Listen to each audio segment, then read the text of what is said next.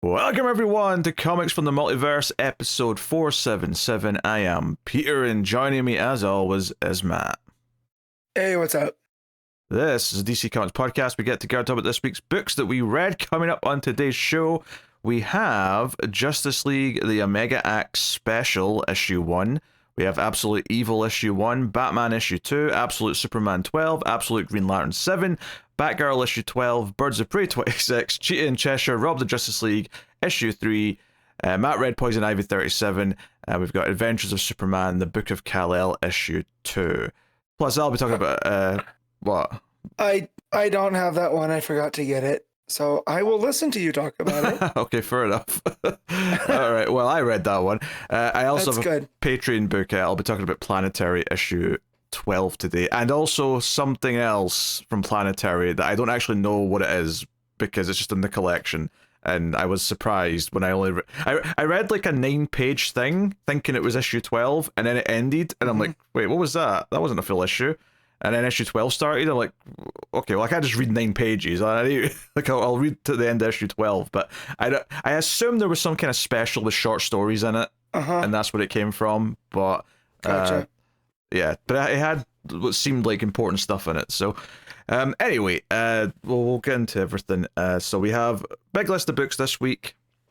You might be noticing the absence of JSA 12. I actually intended on reading that. I just didn't because we were Matt needed to start like a little bit earlier this week, and I hadn't read that yet, and I just sort of let it slip. So I'm not necessarily not reading it going forward. I might read it next month. I might even put it in the vote on Patreon if there's no good options for a third choice. That said, on Patreon, I'll just mention this now since I brought it up. The vote winner for the previous batch for the end of, what did we just finish? September. The winner of that was Batgirl issue 2, the next Cassandra Cain issue. That beat out, mainly the Gotham Academy first year book. And I say that because the third option, Court issue 2, had no votes. So it was a 2-horse race between those two. So no one wanted to hear more about us talking about Excalibur and children. Knights of the Round Table. Yeah.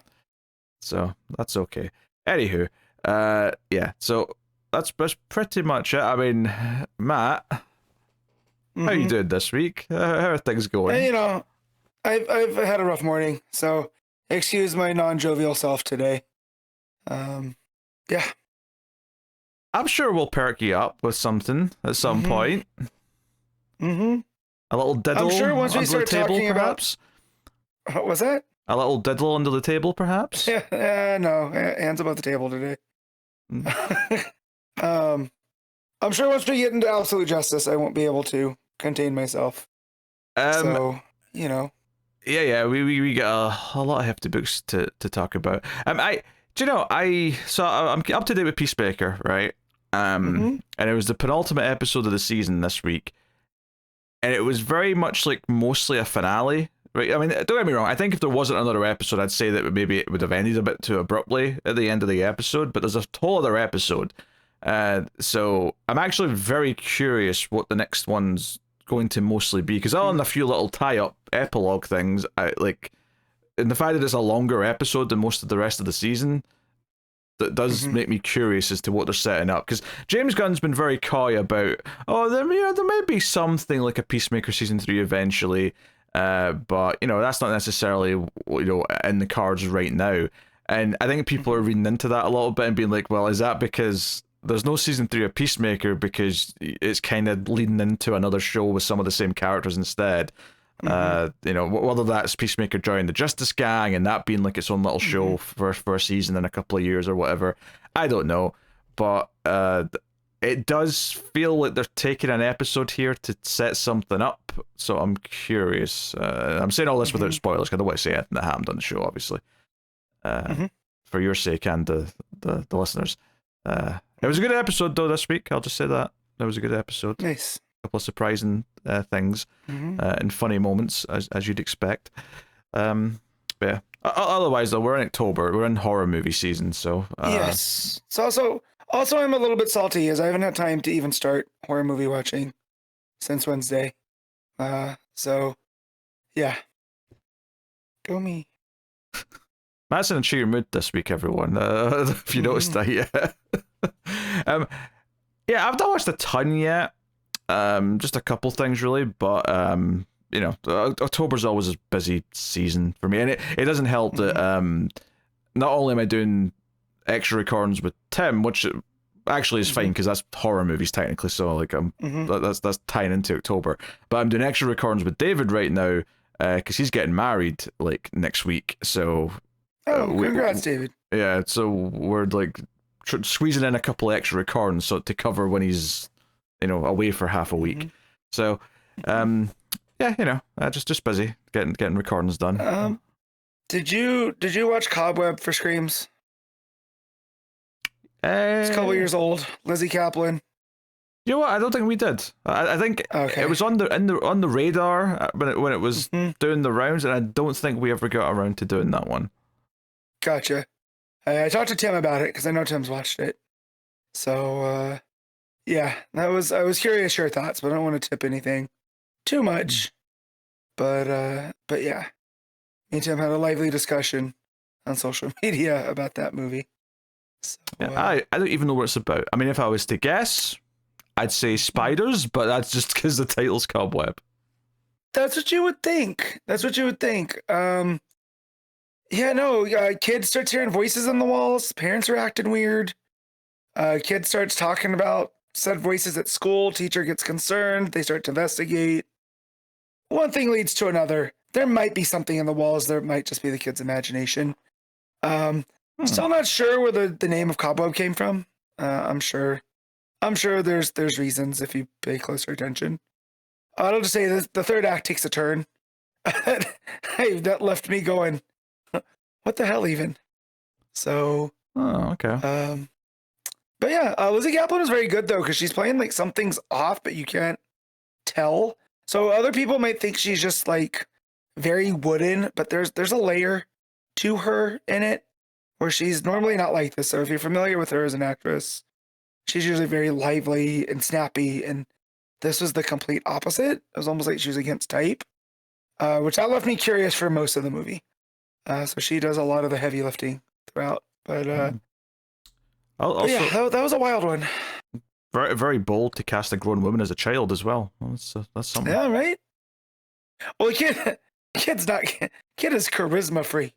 Like he's not the kid from the Babadook, but you know there are times where it's just like, I don't know, maybe the walls need to do something.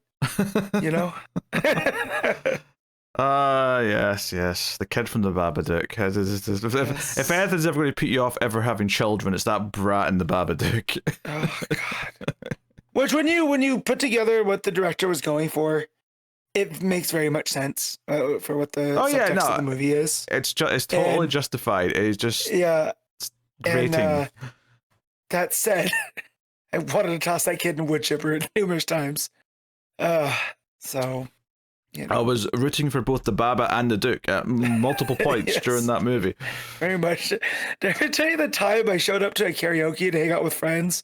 And it was around the Halloween season, so it was costume karaoke.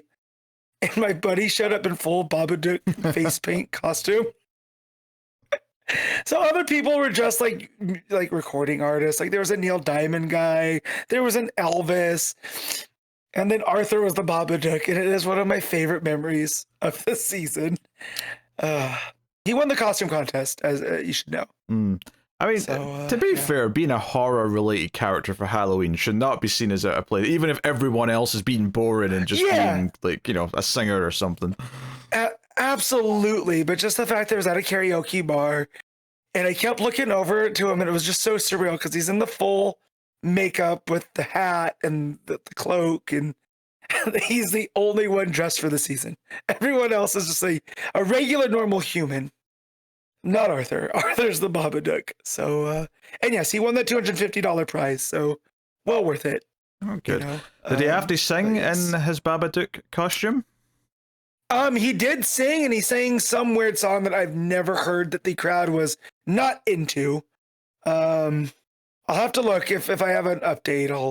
I'll give it in the coming weeks. I'll throw him a text. Something But obscure, yeah, again, something off the beaten path. Maybe a Wonderwall. Yeah, no, even deeper than Wonderwall, because it was a band. I want to say it was. That was a joke, because that's the most well-known generic. Yeah, everyone sings that song. That is the only Oasis song I know until I realized that wrestler Nigel McGuinness, his song is, his entrance music is Oasis. So yeah, but I had no idea. So if you would have told me Wonderwall was a bit obscure, I'd believe you. It's the least obscure song. Absolutely. And then I found out they were selling out stadiums on this reunion tour. Oh yes. So it's just not part of my, my realm of knowledge. They're arguably the most popular British band since the Beatles. Arguably. I mean, I'm not really tuned into music, so I don't know who the other options would be, but I feel like them reuniting was a big deal to a lot of people. I mean, I like a few of their songs, but I'm not like a big fan or anything. Yeah. But yes, and once I figure out whatever that song was, I'll let you know. But again, favorite memory of that, just because, again, the surreality of it, looking over to him talking in the full Babadook makeup. So the only time I've been okay with grief. So, I welcome grief. Grief is my happy place. I shouldn't be surprised. I'm just trying to pop Matty cheer him up. I'm just saying silly shit to do. Let's get into the Kindle rankings, formerly known as the ComiXology Top 10, and we'll see if you can pull out a guess as to what number one is. Well, the fact that there's a Batman in the low numbers, it would give me reason to believe that it's Batman number 2. That's correct. It is indeed Batman number 2. And then I was gonna guess number 2. Oh, go for it. So usually the Absolute books do really well, but then there's also a big event kind of tie-in guy. But I'm gonna go for the big Absolute book, and that's Absolute Evil. That is number 2. There you go. You've done that there. Number 3. No guesses for 3. Yeah, well, I mean, we could have went down all 10 if you like, but I mean, yeah, just in the interest of time. Number 3 is Absolute Superman. Number 4 is X-Men Age of Revelation Overture. Yep, whatever. Number 5 is Justice League the Omega Act Special. So notably, Absolute Evil did better than the I mean, I guess it's still related to the Absolute because it's it's building to the dark side stuff, but it's the Absolute event thing did better than the mainline event thing. Number 6 is Green Lantern, or sorry, Absolute Green Lantern, I should say. Number 7 is Ultimate Wolverine. Number 8 is JSA. Number 9 is Amazing Spider-Man, and number 10 is G.I. Joe Cold Slither. That's a weird title. It is, yeah, Cold Slither. I don't even know what's going on there, but yeah, so I mean, not that I know anything about G.I. Joe in general, to be fair. That said, though, pretty healthy showing for DC in the top 10 there, with 6 books and 4 of them in the top 5, so not a bad turnout. Down at 14, Birds of Prey. 15's Batgirl. 16's Cheetah Cheshire. 17's Adventures of Superman and Book of Kal-El. So that's another big clunk of DC books, all in the mid-teens there. So not too shabby. And then Poison Ivy's down at like 25, which is consistent with how it's been placing, honestly, on previous months. But there you go. That is the Kindle rankings, and we'll move on. Just before we do get to the books, there is just one little bit of news. Now I'd say we'd have a lot of news next week, but I don't know if it'll be out in time for the show because it's New York Comic Con next weekend, and some of the news might not hit until after we record, or sometimes it happens during the recording if past New York Comic Cons are anything to go by. But the one bit of news this week is that they actually did announce the next DC Marvel crossover issues for March and April. DC's going first this time, so it's Superman, Amazing Spider-Man, and then Spider-Man, or Amazing Spider-Man, Superman in April for Marvel.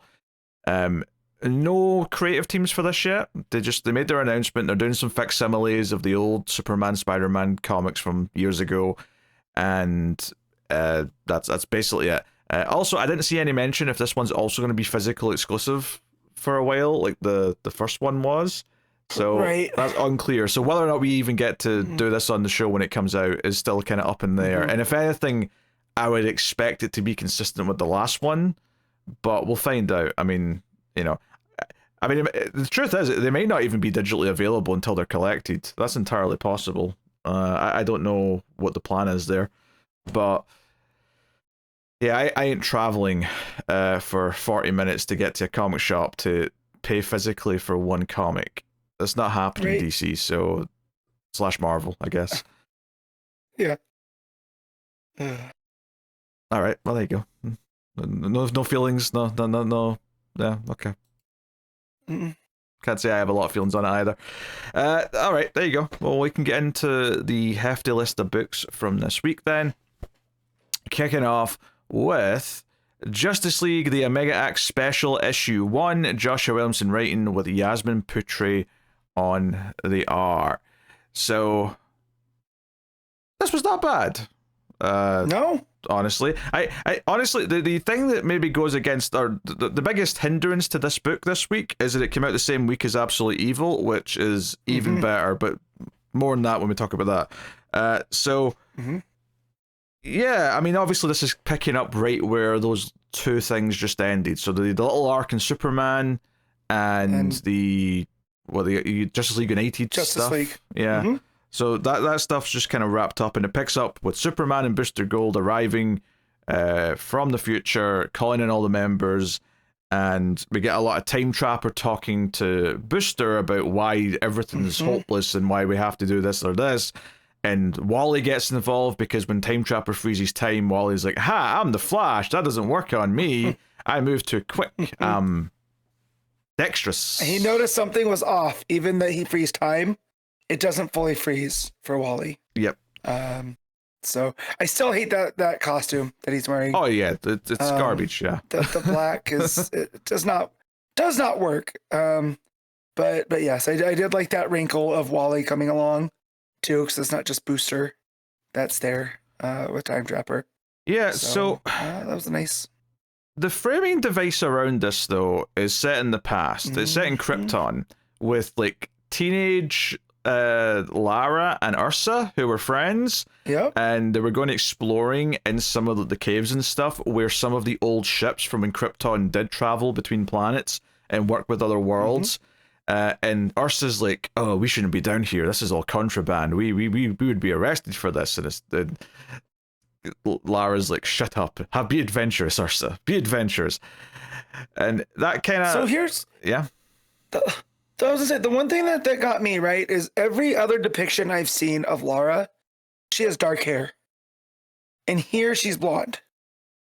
So it definitely it made me got my hackles up a little bit. Not that it matters, but I'm wondering, if that was an error, if that is status quo going forward now, if it's but something it made it immediately feel off, I'll be honest, if you'd asked me what hair color does Lara usually have whenever she's shown, I wouldn't have said redhead. I knew it wasn't redhead, but if you told me she was always blonde, I would have believed you. I do not remember. This is something fell off, and maybe I'm wrong. Maybe I've seen it once or twice, and she has dark hair, and that was the only time she's had dark hair, and every other time it's been blonde. But it definitely got my hackles up, like something was up. Which really plays out for what they go through. But yeah, at first I thought, I was like, is this Lara? And it took me a second to register, because automatically she looks like Kara, right? Like there's definitely some of those vibes with the blonde hair and her, the way that she's hovering there, Well, so, not literally hovering, because we are talking about super characters, just to be clear. Right. No, I the way that she's drawn, though, she's standing above, like this big chasm, right? So yeah, I'll just say though, I don't think the hair color is a hint of something. Maybe they're just going for. I don't think it's a hint. Yeah, I'm just saying, like, I don't like, if anything, all they're maybe doing is saying, hey, she was young, she changed her hair a lot or something, because that's not uncommon for people to do. But like, I don't think it's important, I guess is what I'm trying to say. But yeah, they go exploring all these ruins, and they end up finding like a secret like cavern. They get attacked by these dog-looking things that are very Doomsday-esque because they've got the craggies, the bone spikes, and all that.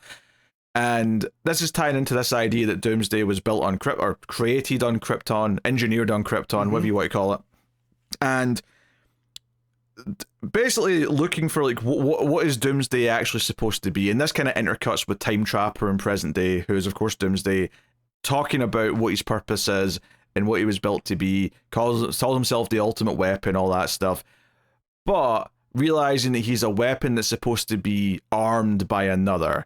And when we get to the end of the issue and Lara and Ursa have their close calls and they read some of the scriptures and they agree to never talk about what they've seen, they point out, you translate, I think it's Ursa translates it first, and she's like, no, you translated that incorrectly. It doesn't say ultimate weapon or whatever. It says, supreme champion or whatever the phrase was, which I think ties into, of course, what the KO stuff's going to be next, because that's all about, crowning a champion. Yeah, it says the writing says King Omega. So that's not ominous at all. Oh yeah, that's earlier though. I'm talking about when they translate the thing at the end. Yeah, I mean as soon as they get down there, shoot, let me get to it. They start seeing Omega symbols on stuff, and it's like clear that this is all like basically what they're getting at in this issue, from what I'm reading, is that Doomsday was built to fight Darkseid, or built to be the thing that can take Darkseid down, because someone knew Darkseid existed on Krypton. Right.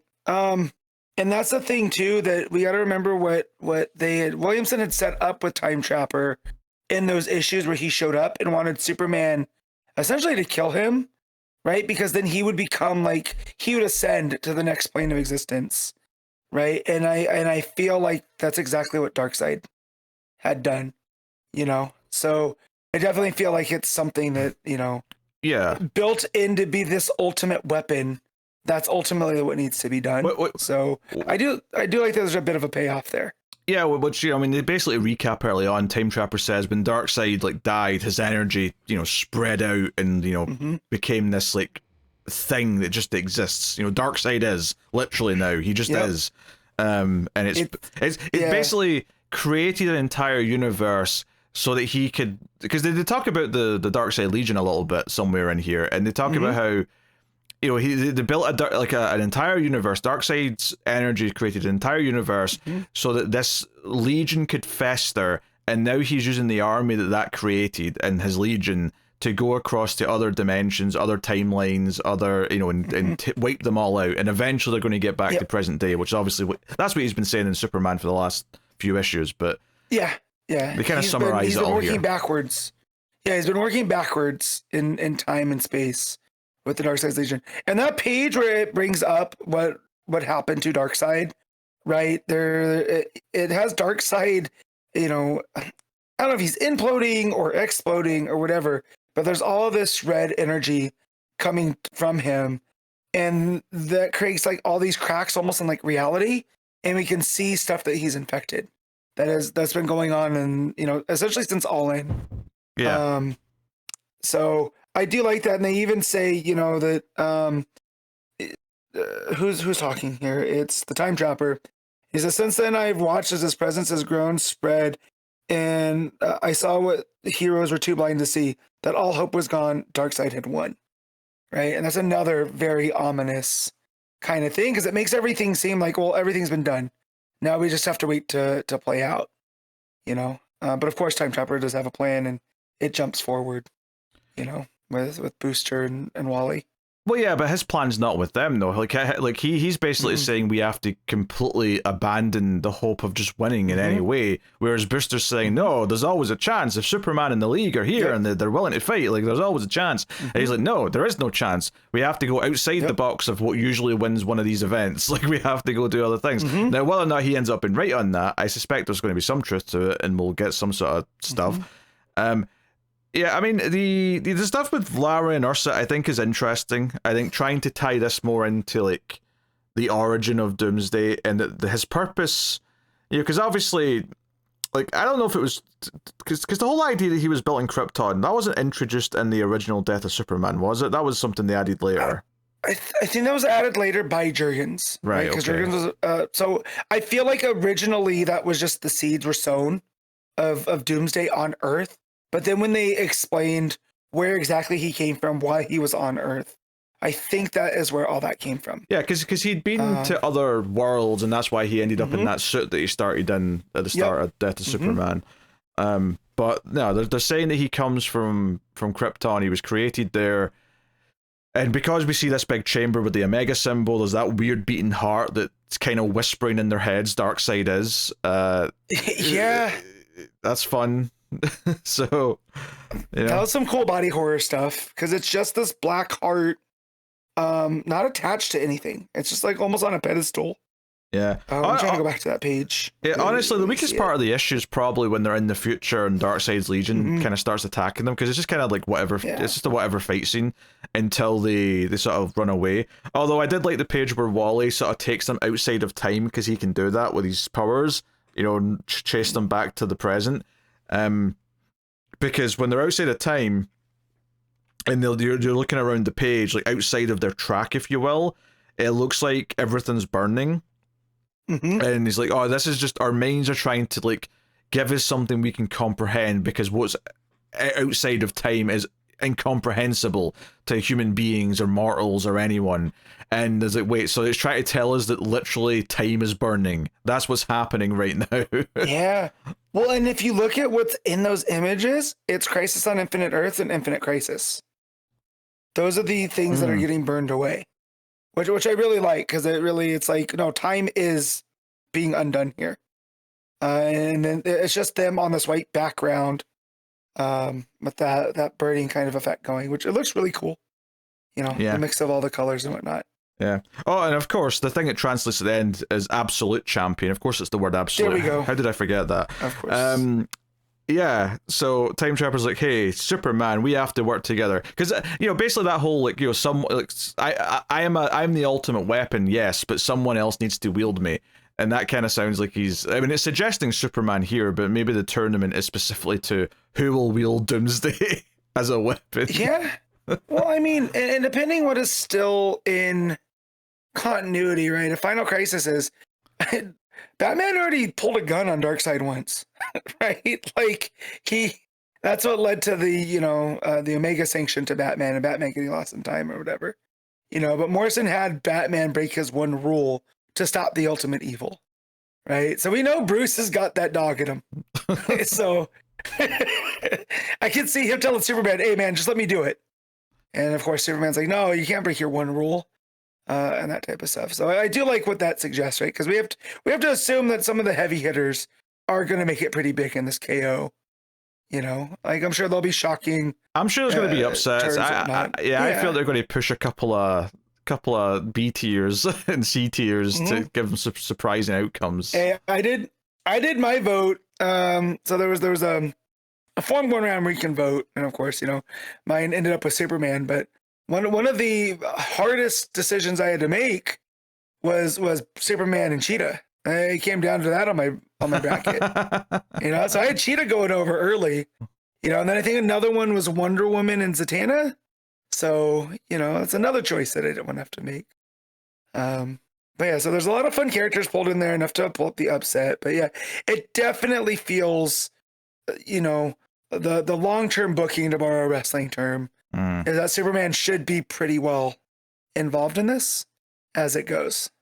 Well, I mean, he's obviously going to be well involved. I don't think that's ever a question. But it almost feels too predictable for him to be the winner. And especially after this issue where they're saying, hey, Doomsday was created on Krypton. It makes sense that a Kryptonian would be the one who ultimately wields him. I feel like there's a lot of room here to surprises and go with Kite Man. That's all I'm saying. Right? Hell yeah. That's all I'm saying. Kite Man for the Doomsday Wrangler position, or whatever we're calling him. It's funny because this whole Doomsday as Time Trapper stuff, when it first started, it was kind of like, oh, okay, this feels like a very Williamson thing. I don't know how you feel about it, and it's still a little bit weird, but I will admit this idea of trying to tie into like the reason why Doomsday was created in the first place was to be something that could rival Darkseid. I do like that element, and this issue I think mostly works. It's obviously a build up for KO and the ongoing universe wide stuff. Although interestingly, I think it's interesting between this and Absolute Evil. It feels like both universes are building to their own events right now, as opposed to the big event where they collide. And it seems like, we're still saving that for down the line. We're going to get both of them doing their own thing first, even though they're still, they're a little connected, especially more so on this side, because this side knows about Darkseid and this side knows that Darkseid's energy might have led to something. So this side's a bit more aware, possibly. I mean, not that the characters are aware of the Absolute Universe quite yet, but like, just generally the idea of Darkseid's like ongoing, coming back. Darkseid Legion, of course, comes from somewhere, even if they don't know exactly where yet. Right. Like, they're aware that Darkseid doing this has done something on Earth Alpha, right? Like, there is something there. They're not sure exactly what. Versus with the Absolute Universe, they're just existing, right? Like, that is just their reality, and we're still seeing how they're interacting with it. And it makes sense the way around it is that this side's the side that's more aware of it, because they're the side that are knowledgeable about Darkseid, and it makes sense to let the Absolute Universe breathe and just be itself for a while before we start, intermingling them. And, I'm sure there'll be little teases like the Mirror Master stuff of like, the two Mirror Masters having a chat because they're both in between the mirror dimensions or whatever. So, yeah, I think this was mostly pretty good. I mean, it probably helps that this is a line... Well, not line wide, but like this is like the main big DC event right now, and it's not just Williamson. In fact, Williamson's not the one even doing KO. It's Snyder. So how much of this issue? I doubt this was just Williamson on his own going away to write. I mean, he wrote the words, I'm sure, but I'm sure like everything that was here to set up KO was something that him, Snyder, and probably like Mark Waid and a couple other people sat down and worked out together, and then Williamson just went and wrote the script for it. Is what I'm guessing. Which I've always felt that's been his strength, is that he can take ideas, fuse them together in that way, and come out with something that's ultimately satisfying. So if this is one of those things where he's like getting some guidance from Snyder and Waid, then I'm not surprised that we're enjoying it more than his earlier Superman run, where it just felt like he was pulling stuff out. I don't think I agree with that first part you said about his strength. I think that's exactly what he, because that would mean his writing would always be good. But the last part about him being influenced or being kind of wrangled with the other writers, I think is leading to a better book. Yeah. So. But yeah, and then there's also, did you talk about the booster of it all? That because he had spent so much time with the Darkseid's Legion, and he's absorbed that Omega energy, but also the time energy. Oh yeah, because he that's basically how they get away from the Darkseid Legion. He blasts them with it. Yeah. Right. And he says, if you want it so bad, you can have it. And he explodes, and it looks like he takes off a good chunk of them. So I also feel like there's a Booster Gold element as well to all of this, because he's this type of person that's outside of time, being that he's from the future, has spent a lot of time there. He's kind of the ultimate outsider there as well. And now he's kind of the bridge between those worlds, almost by accident, because the Darkseid's Legion needed his, that time energy, the Tachyon stuff, to do what they needed to do, So I do like that there's all these little quirks and kinks in here, that makes the book a much more interesting read. Yeah, because Booster wants to use himself as bait so that the League can basically just fight the Darkseid Legion, and Time Trapper says that will work. And then we end up at the end with, like, no, I need to be the ultimate champion, or the absolute champion, blah, blah, blah. They need to work together. So, I mean, it's a good, solid enough cliffhanger. It's a nice sort of lead in to whatever KO is going to be. Although it still doesn't really quite set up why there's a tournament, per se. I mean, Absolute Champion suggests the tournament, I guess, but, like, not, like, in-depth or anything. It's just kind of the idea of a winner, the idea of someone who's going to wield this power.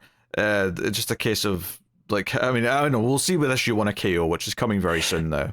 Yeah, I mean, I do love a tournament style for storytelling, but it does feel like this is something that cannot just be taken, it's got to be earned, right? Superman just can't decry himself, I'm the ultimate champion. Right. Well, yeah, but like, why a tournament? Like, who decides there's going to be a tournament exactly? Because I don't feel like here I mean, maybe Time Trapper is the one that sets it up, but I don't feel like that's set up here where he's like, there shall be a tournament to decide. Yeah. You know, like, because I don't feel like the Justice League would be like, yeah, we'll have a tournament, and yeah, Damian can fight, like, you know, like Guy Gardner or Red Hood. Yeah. Well, he opens.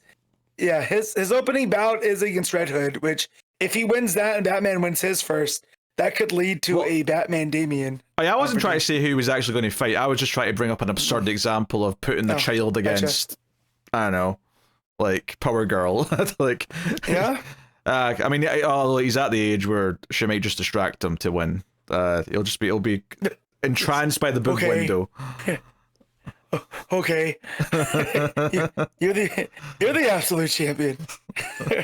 But yeah.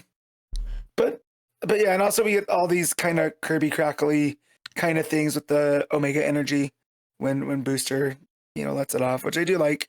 I think that's been pretty consistent when it comes to this. So but yeah, why the tournament? That's still my ultimate question here is, you know, yeah, I thought this was a lot of fun. This could have felt like a throwaway, but the fact that they treated it like it was this, you know, lead in, almost like the preamble to everything. Yeah, I mean, this is it's not the exact same, but it's kind of like your Countdown to Infinite Crisis one shot. It's basically that for KO, and that's fine. Yeah. I do wonder where it'll be collected, because you could put it at the start of the KO collection, but I feel like they'll probably put it at the end of the little Superman arc or something like that, because it maybe fits there a little bit better. Plus, it's also Williamson, but I don't know. Anyway, and then your art we've not really mentioned yet. Obviously, Putri is a solid artist. Definitely, you know, I don't necessarily love kind of I don't know, there's like a sheen to the faces sometimes with Putri. Yeah. That I'm not in love with, but generally speaking, I'd say it's relatively solid house style looking.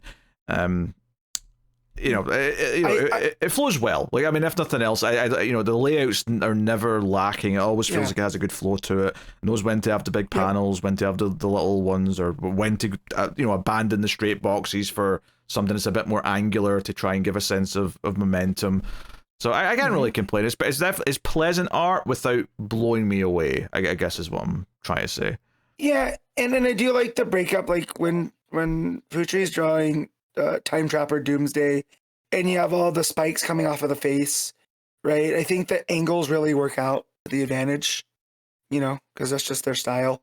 Versus some of the pages, like with all the superheroes, you know, like the last page where Booster's like, everyone needs to hear this, you know, not the last page, but right before the last page. You know, I just feel like when there's all the angles, the art looks a little bit better.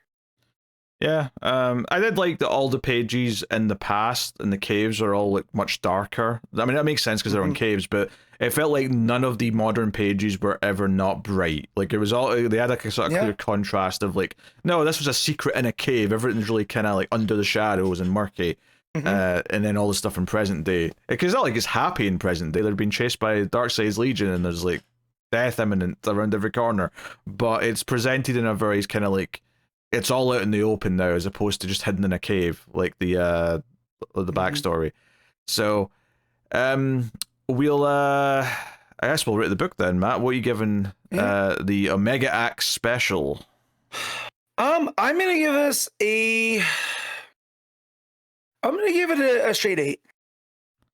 I think that's fair. I think I'm in that vicinity. I think for a setup of an event thing, I generally enjoyed this more than I didn't. I think I definitely enjoyed it more than those last 3 issues of Superman. It's I'll probably agree with the 8. I mean, it's just getting there. It's just getting there and no more, I would say. But yeah, there you go. Absolute Evil issue 1. Al Ewing writing with Giuseppe Camuncoli on the art. So this was fantastic. I'm just going to start off by saying that, like, obviously I've been enjoying Al Ewing on Absolute Green Lantern, which we'll obviously get to the new issue of that in a little bit, but like, the premise of this sounded interesting, right? The villains from the different Absolute books having some kind of meeting or teaming up. I thought it was interesting even before I read it that the villains are going to be teaming up before the heroes ever meet each other. That's kind of interesting and cool. I know Batman and Wonder Woman are about to meet each other, but we're not quite there yet, right? It's certainly not all of them yet meeting each other, right? And the fact that Ewing works in universe reason why they're teaming up before the heroes do. Yeah, I mean, really love. Yeah, you've got that, which I like by the end. You've got just like this.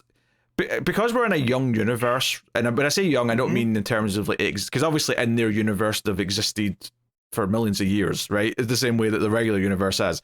But I mean from a writing perspective and stories, because we're not bogged down in decades and decades of continuity and like retcons and like, you know, all that murky stuff. I like how cohesive all of this is, where it really feels like thoughts went into this. How does this universe work? All the creative teams seem to be on a similar page here, where they know what the central threads are that they'll have to tie into. And then this issue does something kind of wild to further set it apart from the regular universe, is that there could have been a JSA. There wasn't, but there could have been. And the reason why there wasn't is because every time someone tried to be a hero, and we find out in this issue, they either were immediately killed or silenced, so they couldn't be a hero, or in some cases, they were turned to evil by the villains of their time, where they were basically brought into the secret, because there was always this secret meeting, right? And the book starts 1951, clearly their versed Absolute Hawkman is brought here and given a choice, and he basically says, yeah, I can be on, I'll rat out the heroes, those commies, I'll work for you guys. This a-hole named names. Like, I don't have beef with Hawkman, but I have beef with this Hawkman. You know? Yeah, and so yeah. Yeah, and we're not afraid to kill off characters who are obviously big in the main universe, but in the Absolute universe, they're chumps who got out quite quickly, which is very interesting because Absolute Green Arrow is getting a miniseries, but he's dead. He's already dead. Well, one character. Who's to say who will be the Green Arrow? True. Someone else might rise up to be Absolute Green Arrow. That's true. That's true. What a week for Oliver Queen fans. The book gets canceled, and then he gets his head smashed in the Absolute universe. Oh, poor guys. I'm sure it'll relaunch the main book. I'm sure it'll be fine. The funny thing is, is that they just set up Oliver at the start. He's on the phone to Roy, and he's basically saying, no, I need to do something. I have to go to this island where these bad guys have this meeting. And then you don't hear about him all issue until Absolute Hawkman, who's still around, walks in carrying him over his shoulder, slumps him on the table and says, yeah, this little shit was trying to invade. Like, I dealt with him, though. There we go. That's one off the table. Or on the table in this case, literally, but yeah. He literally throws him down on there. Yeah. But yeah, and the fact too that all of the people that are meeting at this island are rich to do business titans, government people, right?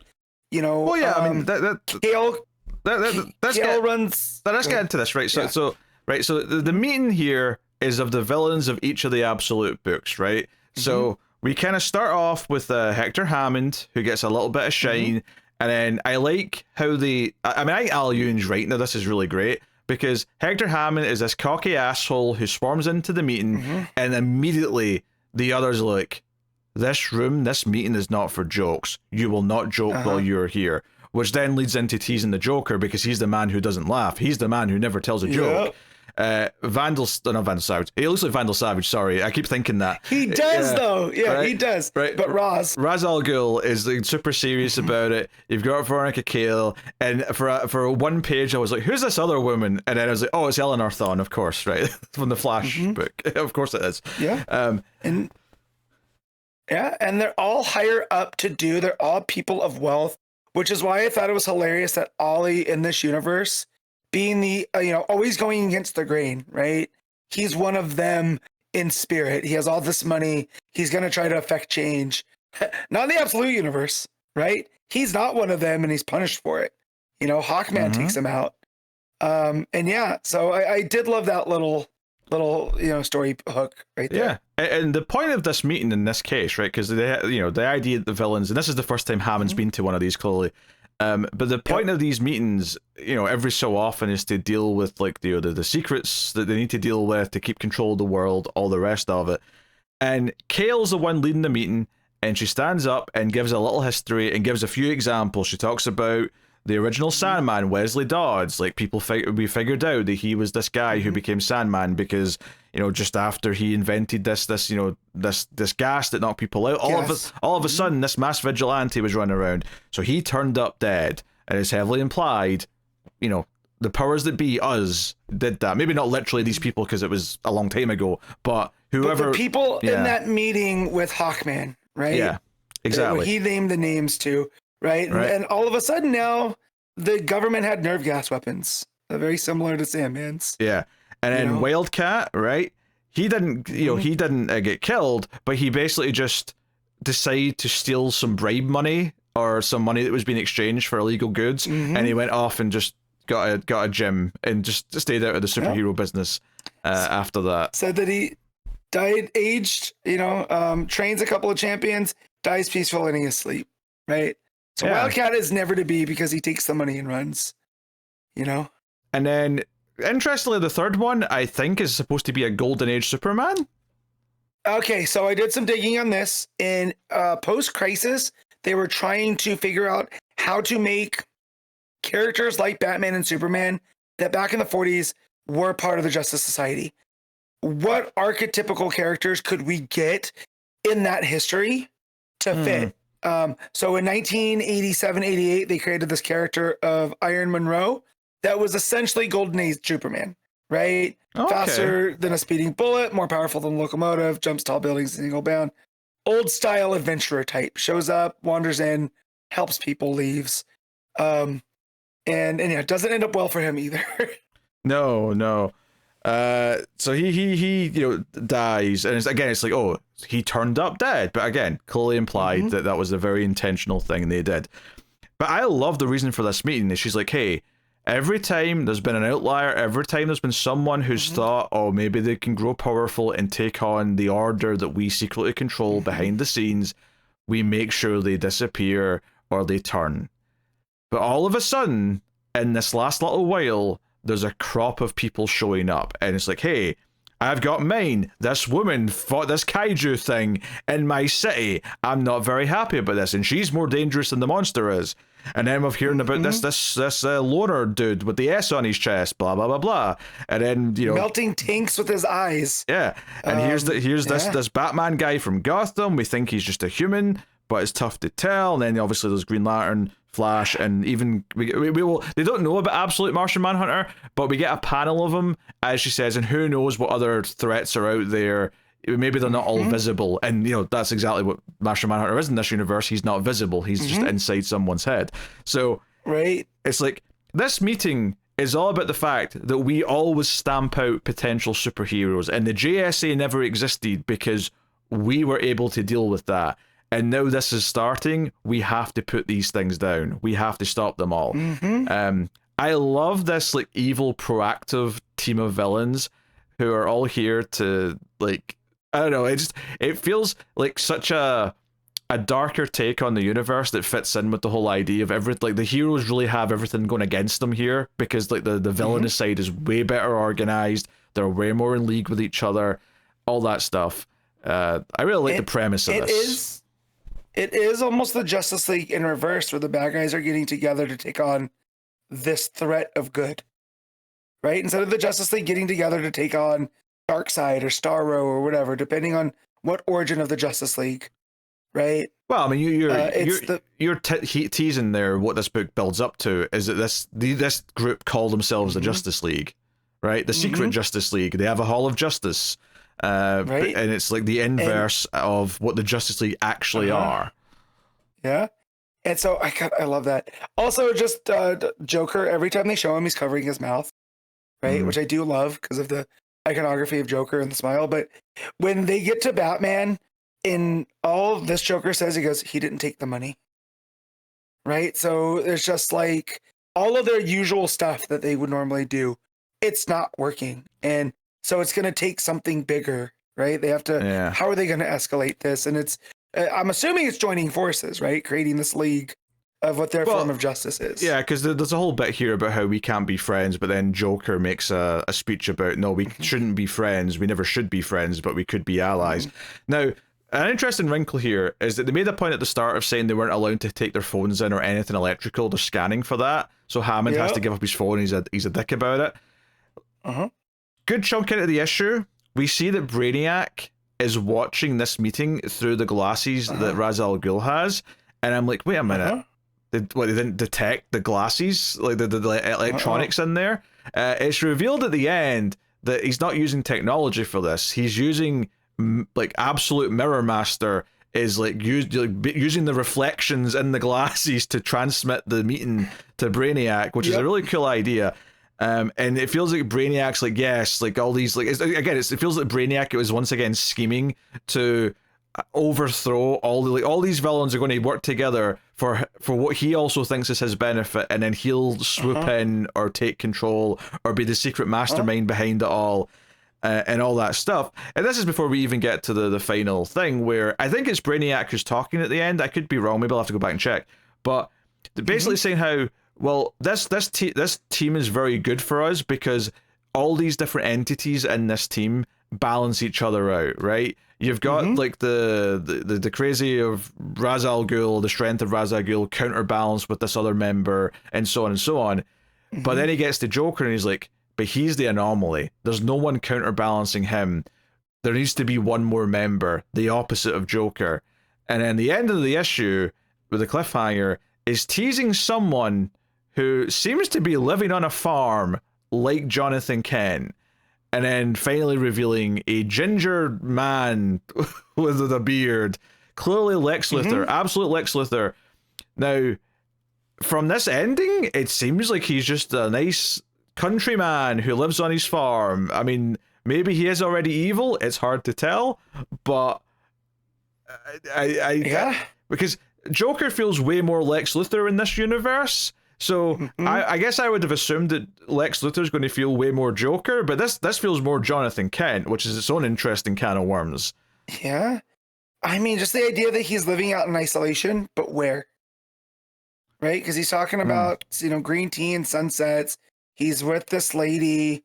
The children are in bed, so it seems like he's a family man, right? So this is a Lex that doesn't feel like he has that drive, right? So what's going to happen to give him that Lex Luthor drive, that we're so familiar with? I mean, if he even gets that exact drive, because, I mean, if they're going for something very different with him, then it might be a very different thing in general. I don't know. It's tough to say. Also worth mentioning that Joker in his speech talks about how, recently they've discovered, like, the omega particles, like the building block of all life in their universe, and, like, this idea of the order, to like stamp out good is something that's just an inherent part of us. So, that ties into all the stuff with Darkseid and building to the eventual, crossovers and whatnot. But I love this issue. I think the reason for this team meeting up to discuss the fact that, hey, these quote unquote superheroes are starting to rise up, and that's not good for business. We need to do something about this. I really like that. I think the way they all bounce off of each other is really good. I like the interpersonal relationships that they all just sort of start forming here. Because just right at the start, Hector Hammond being this flashy prick who wants to just throw his weight around, and immediately Raz is like, no, you will stop this right now or you will leave. Like, we are not here to mess around. Well, and you get the vibe too that he's the newest into this because he's the one that got the Green Lantern. Yes. Right? The stuff that happened in Evergreen, he was just the first to respond. So now it's almost like they had to invite him because he has the knowledge of the Green Lantern, right? So he automatically feels like an outlier, and Roz brings that in real quick. 'Cause I was also getting like Tony Stark vibes from Hammond, which, from Ewing, I wouldn't be surprised if that's a little bit of an influence from his time over at Marvel. But yeah, there's this kind of snappiness to this Hector Hammond that goes against every other character in that room. So I really like that too. And he's wearing, what color is his shirt? It's like that pinkish orange, right? Yeah, like the orange suit. Of course it's orange, it's Hector Hammond. And everyone else are wearing these very drab, understated colors, so he immediately pops. Yeah, again, as he enters that room. it goes with the idea that he has this ego, and the rest of them, for as villainous as they might be, are not about ego, and they don't want ego at this meeting. So I really like the characterization of them, and then obviously the like, again, we're still building this idea that Brainiac wants to ultimately like overthrow them all and like be the one really in charge is really quite good. Like, you know, Raz thinks Brainiac's working for him, of course, but Brainiac's secretly, you know, all about other things. I mean, hell, does Raz even know Brainiac's listening to this conversation? I actually don't think he does. It feels like well, he is wearing the glasses the entire time, right? So I don't know. Maybe this is like a mutual type thing where he's like, I'll just wear these and whatever happens, happens. I don't know. But I feel like he could have taken those glasses off at any time, but he didn't. You know, because I don't feel like he needs them. It's Ra's al Ghul. You know what I mean? I mean, true. But like, it's also not that unrealistic to say that he just wants to wear his sunglasses the whole time. Like, it could easily just be that. Are you gonna tell him to take them off? Yeah, no, I'm not. He's like Vandal Savage. Like, so you know, I mean, maybe he does want Brainiac listening in, and it's an intentional thing. But it kind of felt like to me when it reveals that it's Mirror Master like stuff that's helping him do this. It kind of feels like he's secretly doing it, and he's got Mirror Master helping him. Oh yeah. So I wonder almost if it's like we're going to get this second tier of villains led by Brainiac, who are like the more like, so because these are all like the real world like heads of power threats, right? I wonder if you get the more deranged group where it's just Brainiac, Mirror Master, like other sort of monstrous type villains and crazy villains and that kind of thing. For like wave 2, like after we have our first big event with all these villains, we get like the crazy villains all teaming up or something. I don't know. Right, and then when we talk about Absolute Green Lantern, another character gets introduced there that I feel might, you know, might have more in common with the Brainiac than others. Oh sure, yeah, so, I mean, we'll get to that stuff. But I think this is a really tight thing, and it's just a one shot, but it really feels like it's not an event in and of itself. It's just a one shot, but it's like, it kind of feels really nice to have this like unifying thing that ties all the Absolute books together, even though all the heroes haven't even like sniffed each other yet. It feels really, and it ties into this idea of the villainous side being way more organized, way more in league with each other, and then this idea that, hey, now that we're all allies, like we can just make a call to the team and get access to things that before we'd spend millions of dollars, you know, getting access to. You know, because they make a point of saying that, yeah, Hector Hammond, you got there first because you paid off tons of people to make sure you got there first. You spent a fortune getting to that Green Lantern thing first. So, you know, I'm liking the world building here. I'm liking the characterizations. I'm excited for the eventual, like, no, you guys actually are messed up once these heroes actually reach their potential. And maybe that's because they meet the main universe heroes. Maybe they all get inspired, and maybe there's this idea of like, oh no, we don't have to lose. There is kind of a hope, you know. I mean, I don't know if that's where they're going with this, but it very well could be. And again, how do we know this Lex Luthor is in line with these guys? We don't, because the way that Brainiac sets him up is, oh, there was a name from the other mirror universe that I recalled, and let's give him a try, and that's where Lex gets the call here. So, like, we don't know anything about this Lex Luthor. You know? Yeah, I mean, obviously, like, Brainiac is thinking he could be the final member to balance out Joker, but, like, yeah, I mean, maybe it doesn't work out. I don't know. It's tough for us to know that right now, but clearly the intention here is that he obviously should be the final member based on the main universe. Because that's what you assume he's referring to. He's referring to this mirror universe he's talking about is the main universe, you would assume. Right. So, especially based on that sentence. Right.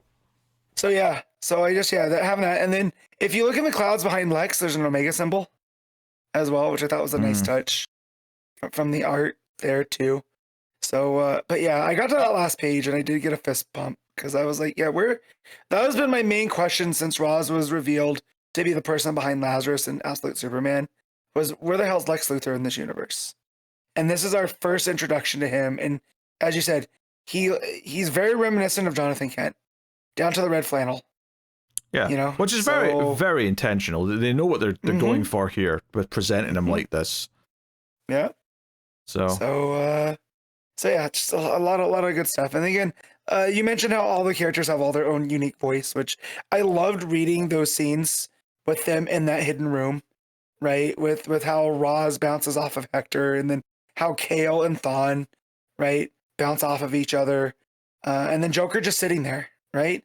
He's the most unassuming character until he makes his big speech about what this universe stands for. Yeah, I don't think he says what anything. Is justice in this universe until he makes his big speech. He stays quiet, like, until it's time to step in, and then he makes his big whole, you know, the it's not the God particle, it's the Omega particle. That's what's, you know, behind everything. You know, that's the building block of all of our life. Blah blah blah blah. So yeah, and I this got me so pumped for, and all the Absolute books have been good to fantastic, so that's obviously also helping here, but this felt like it really was tying them all together in a really nice way, and I'm excited to see, you know, like, do we get little, you know, moments in some of the books now where maybe one of these villains makes a call to one of the other ones, or calls in for help or whatever, or is this just like a little tease right now because after KO's done, next summer Absolute Universe gets to have an event. You know, we don't do a mainline like event next summer. We do Absolute, whatever, Absolute Crisis. Oh God, they're going to call an event Absolute Crisis at some point, aren't they? I mean, I hope not, because I feel like we're leaving the Crisis behind us when we did the what was the last one that Williamson did? I always Dark Crisis on Infinite Earths. But they're never. Matt. They are never leaving the name Crisis behind. They never are. Even if they stay away from 10 years, it is always going to come back. Yeah, I do think they will take a break from it now. So, just the fact that this was called Absolute Justice, right? Like, or Absolute Evil, not Absolute Justice. You know, that I feel like that's more in line. I don't think we'll be getting a Crisis in the foreseeable future. Within the next 3 years, there will be a book called Absolute Crisis. We'll see. I would almost be willing to bet money on it. They're going to call a book Absolute Crisis. And then when you read Absolute Crisis and follow it with Dark Crisis, you get AC/DC. I don't know why you'd read them in that order, but I just wanted to make the AC/DC joke. I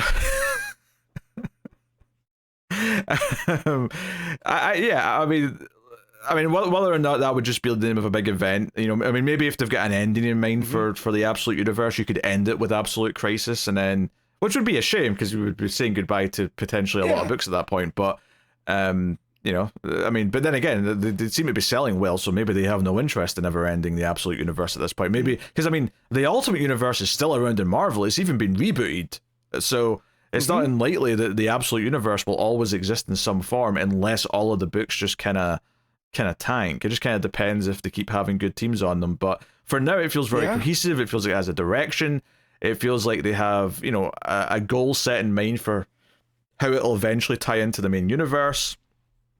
All good stuff. I don't really have any critiques of this issue, honestly. I was just kind of in a great mood the entire time as I was reading it. And the art's very solid as well. Camuncoli's a very dependable artist.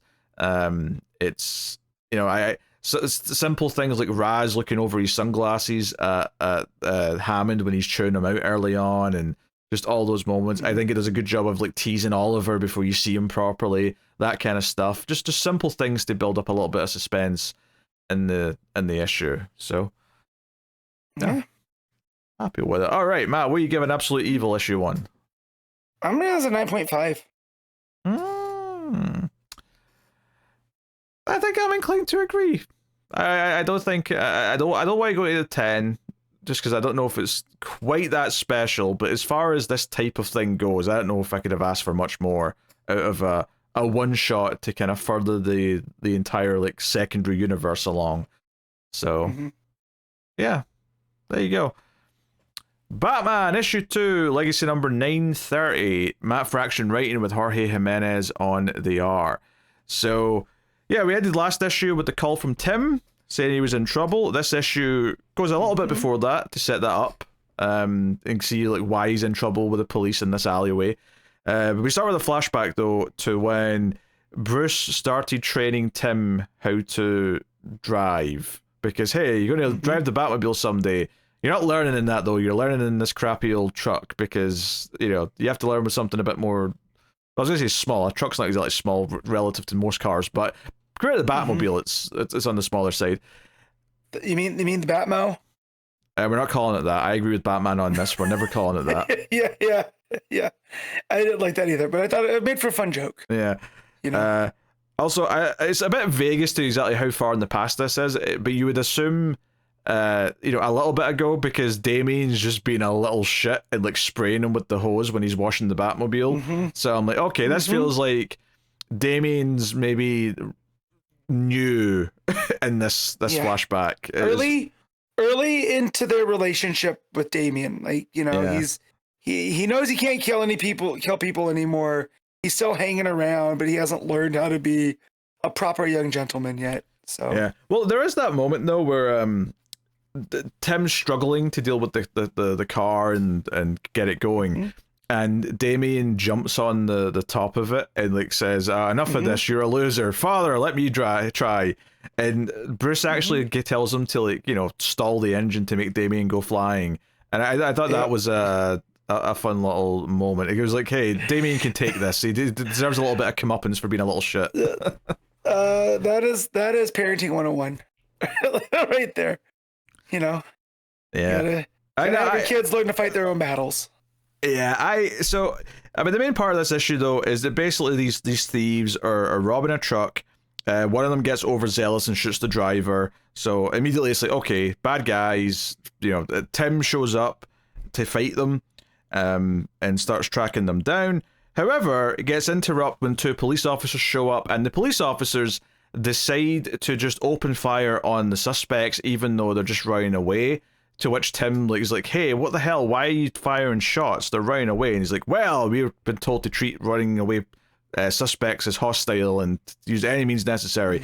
So a big part of this issue is really setting up the idea that the police under Vandal Savage are getting a bit more ruthless. They're getting more trigger happy. And then, of course, as the book continues through the issue, you get the sense that also they're very anti-Batman and Robin right now.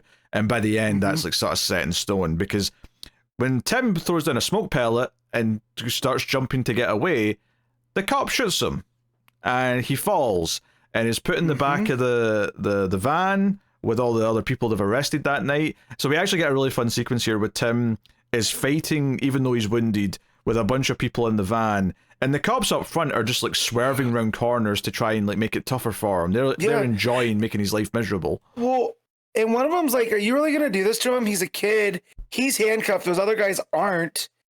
And then he's like, yeah, and watch this, and he starts doing the swerving and stuff too. So everything's very much on purpose from these guys. Well, we should probably point out from one of them, like, because there's the one who's the hothead who's shooting, who's swerving the car. The other one keeps kind of being like, really?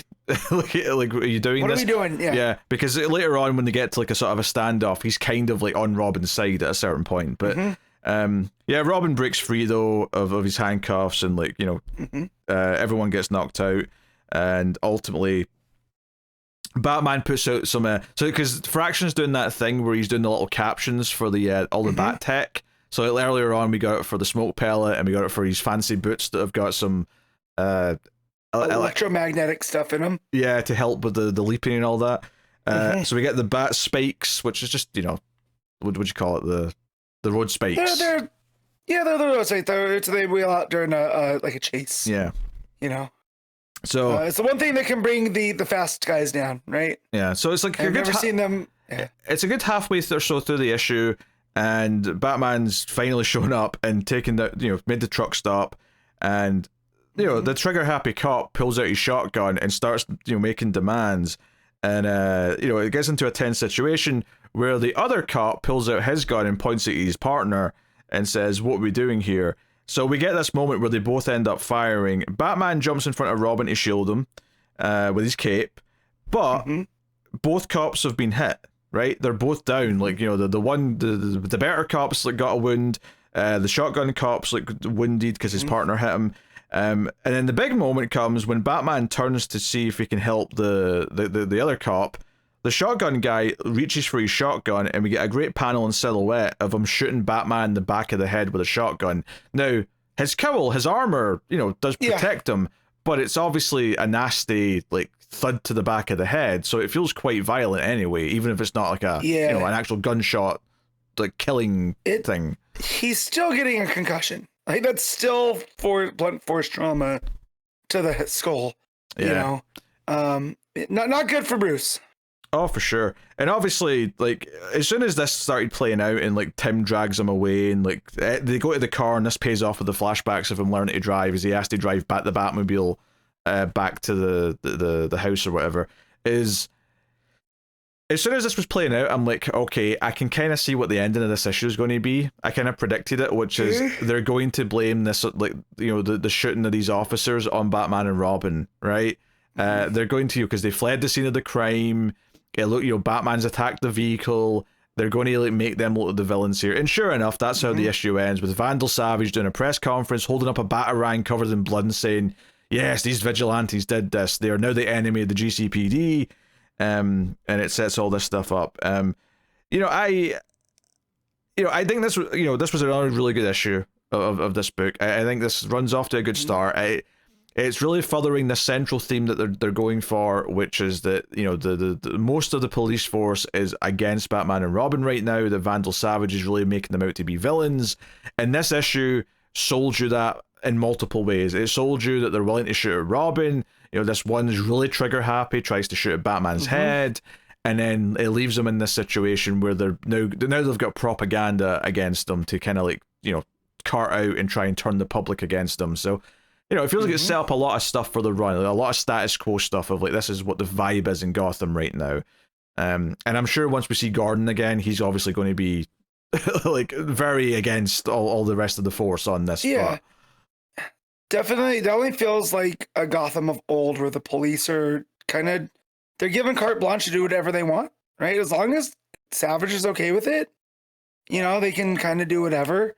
Because he even says, like, with the reporters that are on the scene, he goes, break their cameras, break their jaws, right? So it's just like, it's an utter ruthlessness out of him now. And yeah, the entire, scene too is, no one threw a batarang, right? There's nothing. So, like,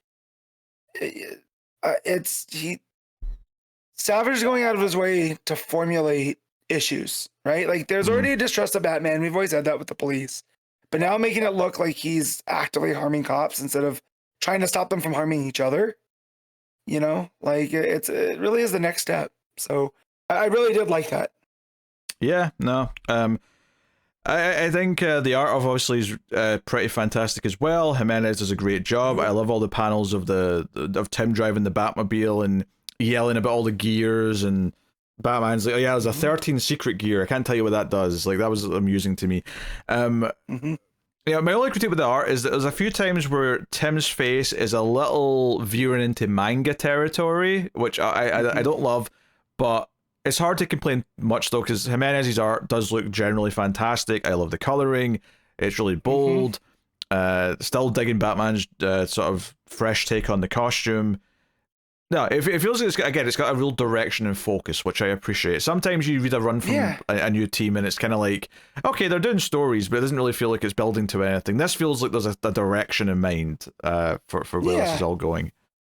And it doesn't fully feel like episodic. It just feels like we're dropping into a night with Batman and Robin, right? Like, this is just what's happening on this night. And, the next issue might not follow up on exactly these, but those themes will still be there. Yeah. So I do like that it's going off of the vibe. Even if it doesn't focus on this next issue, I guarantee there'll be at least one scene where we get, like, see a cop react to Batman or something. Something to keep it bubbling as things go on. And then you're talking about the scene where Tim's driving the Batmobile with Bruce, and everything has this blue shading on it, and then his Robin suit is just the red. And it just sticks out, and it does this really pleasing thing with the colors here, where there's a little spot of red throughout, and it's just it's really competent art. I'm a big fan of how this turned out. Yeah, and also, of course, we got the introduction to Tim in the last issue, and then Damien's in this one. I appreciate that it feels like, you know, like, I mean, I don't know if we'll go through everyone, but sometimes when you get to like a run of a certain hero, it sometimes feels like the team wants to ignore X number of characters that they just don't want to address. I like that both Tim and Damien have both popped up already in here, and you know, there's probably no one off the table, I imagine, going forward, but certainly I like just the kind of the casualness of like, and it's not necessarily a case of like, oh, they're both going to be like secondary main characters where they're always going to be around. I'm sure they'll sort of dip in and out, but I like just kind of like, oh no, like, because I think when they introduced Tim, I was like, okay, it's cool that Tim's getting a bit of a spotlight because he's not been the Robin in the spotlight for a while. But I appreciate, because I think I assumed that, oh, that means it's probably just going to be Tim. They're probably going to ignore a lot of the other Bat family for at least this arc. And then it's like, no, there's Damien already. All right, fair enough. You know, no complaints. So, no, very good. Solid second issue. Excited to see where they go with this. Matt, what are you giving Batman issue 2? I'm going to give this an 8.5. I know it's boring to just keep agreeing with you, but I actually think I agree with that. Like, I don't know if I want to go up to the 9, but I do think it's a very, very tight issue. I like that by focusing on Tim and like getting that, you know, because that obviously one of the standout panels is when he gets shot. There's that silhouette of him just falling down the fire escape to the alleyway. Like, you know, it spends time with him. It spends time with like how he's facing like these cops that are getting too trigger happy, and then obviously Batman coming in to sort of save the day. Normally that'd be it, but then Batman gets shot in the back of the head, and it kind of shows just how brazen they're getting. So I like how big a deal it makes it feel that these cops are just firing at them willy-nilly. So, no, good stuff. All right. Absolute Superman issue 12, Jason Aaron writing with Rafa Sandoval on the art. So this follows up the Great Escape from last issue with Lois's dad kind of sacrificing himself, as it were, to get everyone out. In this issue, we get kind of some flashbacks to sort of just after Superman had to flee the Kents. And we kind of get a little bit of that. There's a little bit of Martha in the old folks home who's clearly confused and got dementia. She's forgetting things. You know. My heart goes out to her because she knows deep down, but then she can't put it together enough. And, you know, just that last panel of her in the memory care unit, it's very heartbreaking. Yeah, I mean, Joe, I think I liked about this is that the flashbacks are kind of there to show that after the Kents thing in Smallville, he was kind of at his lowest in terms of like, because he's basically saying to Saul, the KPI, whatever you want to call it, he's like, right, keep me away from the humans. I don't want to get involved with them because, you know, things just keep happening like badly. It just leads to pain and misery for everyone. Like, I want to be on my own. And Saul, who's kind of effectively become the Jor-El in the Fortress giving advice in this version of Superman, is like, look, it's good that I'm around, don't get me wrong, but you need actual companionship. You can't just be a loner forever. And is effectively trying to get that point across. And I like that Superman is so, like, you know, in his sort of early angsty days, right, when he first got to Earth, he's like so not wanting to be around humans. And he's probably about as far away from what we think of as classic Superman as you can possibly, because even teenage Clark in regular mainline universe, well, he's not as like where he's going to be eventually when he becomes Superman. He's still got a bit of angst because he's a teenager. He's still a lot more of a good boy than this version of Superman because he's not having the same hardships as this one. So what I like about this is that once we get to the present day stuff and it's the post, you know, all the stuff with Brainiac trying to like, you know, mess with his mind to make him into the ultimate killer. I love that it kind of has had the opposite effect where it's actually pushed him closer to being traditional Superman, where it kind of feels like, no, he's like, no, like he almost made me kill and made me become this thing, you know, because in the flashbacks, he's arguing with Saul, like, oh, my father killed, you know, those creatures in the caves back on Krypton. Why shouldn't I just exterminate the bad guys? And Saul's like, no, he only did that because he absolutely had to. You don't have to. Like, I like it really sort of like making him like kind of come to terms with what his moral standpoints are and where his ethics lie. And the payoff to that in a big way is after he's been with Lois and Jimmy and they end up going to Smallville and they go into a diner and they're like, hey, we don't have any money, can we like wash some dishes or something because we're starving because we've been away from civilization, please help us. And it starts off trying to like, and I could tell it was going to swerve, but the waitress starts saying, hey, like, you come in here and you blah blah blah, and she starts making this whole speech, but then it pivots to, but you've been on the news, you've helped the Superman, and we in Smallville know that he has saved us many times. And she points to a bunch of news articles that are pinned to the wall of like, this bus got saved from a lake, this hurricane didn't kill anyone because there was a mysterious red mist in the sky, blah blah blah. And it's like, your friend's a Superman, you eat for free, call me Lana. Right? So this is Lana Lang in the Absolute Universe. So it's like, okay. And then everyone in the restaurant's like offering to pay for their meal because they're like, no, like, I'll pay for you, because they all love Superman. Like, it's not worldwide yet, but the people of Smallville, where Chloe Clark does have, and I shouldn't call him Clark because he's not called Clark here, but like, he clearly does have an affinity for Smallville as like kind of his like the closest thing he has to a home on Earth. Yeah, it's the idea of what Kansas represents to him and what he lost, right? And now here they've embraced him. So that there's these two panels that are complementary where Lois and Jimmy are looking over at the crowd and they look very menacing, right? And then the scene plays out with Lana talking about what Superman means to them. And she goes to hand over the food, and when they go to pay, they're all in the same spot, but there's just subtle changes to them where now they look like they're smiling instead of staring menacingly. And I just, Sandoval's art there is really doing some good work. Because I looked at them both very closely, and they're not the same image, just slightly altered, right? But they're very, very similar there with the framing and whatnot. And I think it works to make this nice, like, de-escalation of things where we know that Lois and Jimmy are going to be fine, and that the people of Smallville know that they have their back. Yeah, and then the other thing early on as well, this was kind of sort of mixed up into the flashback section, is that when he was trying to just work on like a field, like a farm or whatever, because he wanted to, he kept saying to Saul, I don't want to be someone important, I want to just be a worker like my parents were. He ends up like he accidentally burns a woman's hand when she like goes to shake his hand, right? He doesn't mean to, but he does by accident. And then these peacemakers show up to say, hey, get back to work, you peasants.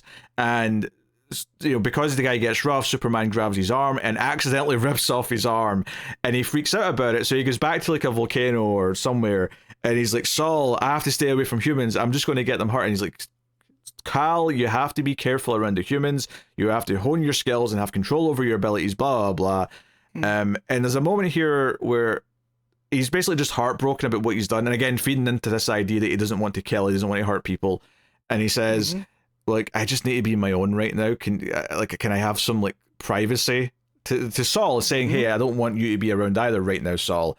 And he's like, you know what, you do need to get back into the world, you do need to like engage with people, but you don't have to do it all the time. You can have till tomorrow. I'll sort of shut down, and I'll give you your time in solitude. And he basically forms like a mini fortress of solitude around him. Yep. The sort of red, obviously, because Saul's red, but right. But it looks like the crystals. But it looks, yeah, very reminiscent of the one in the James Gunn movie. It's a very similar shape. Angles. Yeah, very similar shape. It's got the big ice castle that we're used to seeing with the fortress. It's these big, crystals that are jutting out at different angles and make a certain arc, and him just kneeling in it. And like, this is where he gets his quiet time and his time away. I wish I had my own Saul cape sometimes. Don't worry, it could just wrap me up and give me my own solitude. Yeah. So I really like this. And to go from the one part of the flashback where he fled Kansas, where he's on the edge of this volcano and he ends up taking like a lava bath, to here he's on the snowy peak somewhere, and just the juxtaposition of those two, that's where he goes to be alone, or these two like super crazy pieces of nature, right? And yeah, I thought that was really cool. Yeah, no, it's good stuff. He goes back to the Kent farm at one point, and has all these memories, and basically it sort of thanks Saul for like being there for him and helping him throughout these years. And you kind of like see these little flashbacks of different parts of like his life here, where he's kind of kept him protected, give him advice, that kind of thing. But he goes back to Lois and Jimmy, who have got tons of extra food left over, although Jimmy's very miffed when Superman says that he doesn't need to eat. He's like, that's the saddest thing I've ever heard. So, yeah. But anyway, he finally kind of like, he's like, hey, I'm sorry for how I was acting before, agitated and all that. I was kind of freaking out. My name is Kal-El, and kind of like properly introduces himself to Lois and Jimmy. And she's like, call me Lois, don't call me Agent Lane. And there's a joke there where Jimmy's like, but you told me to still call you Miss Lane. So you're not him. You're not Superman. You don't get to do that. So anyway, this all builds up to Superman saying we can't leave because the Lazarus, the Peacemakers already know we're here. And the cliffhanger is that Raz and Talia are on a helicopter with an entire fleet of robots and choppers and weapons. They're coming to Kansas, or Smallville specifically, and he flat out says, like, burn down their homes. Like, this drives Superman mad by hurting all these people. And I think this cliffhanger is super effective. It would be effective anyway, because obviously it's really evil regardless. But because we got that scene where everyone in the diner clearly, like, loves and sticks up for Superman because he's been there for them, the idea that they're going to be victimized because they're associated even slightly with them because they're in Smallville makes this ending especially dark and makes you want to root for Superman and even Lois and Jimmy as well to like save the day. So I think this was a really good cliffhanger. I think it was maybe the most heartfelt issue of the book so far, where it feels like he's becoming like this felt like a big stepping stone in him feeling like Superman, where his like his morals and his good guy attitude are kind of starting to take shape.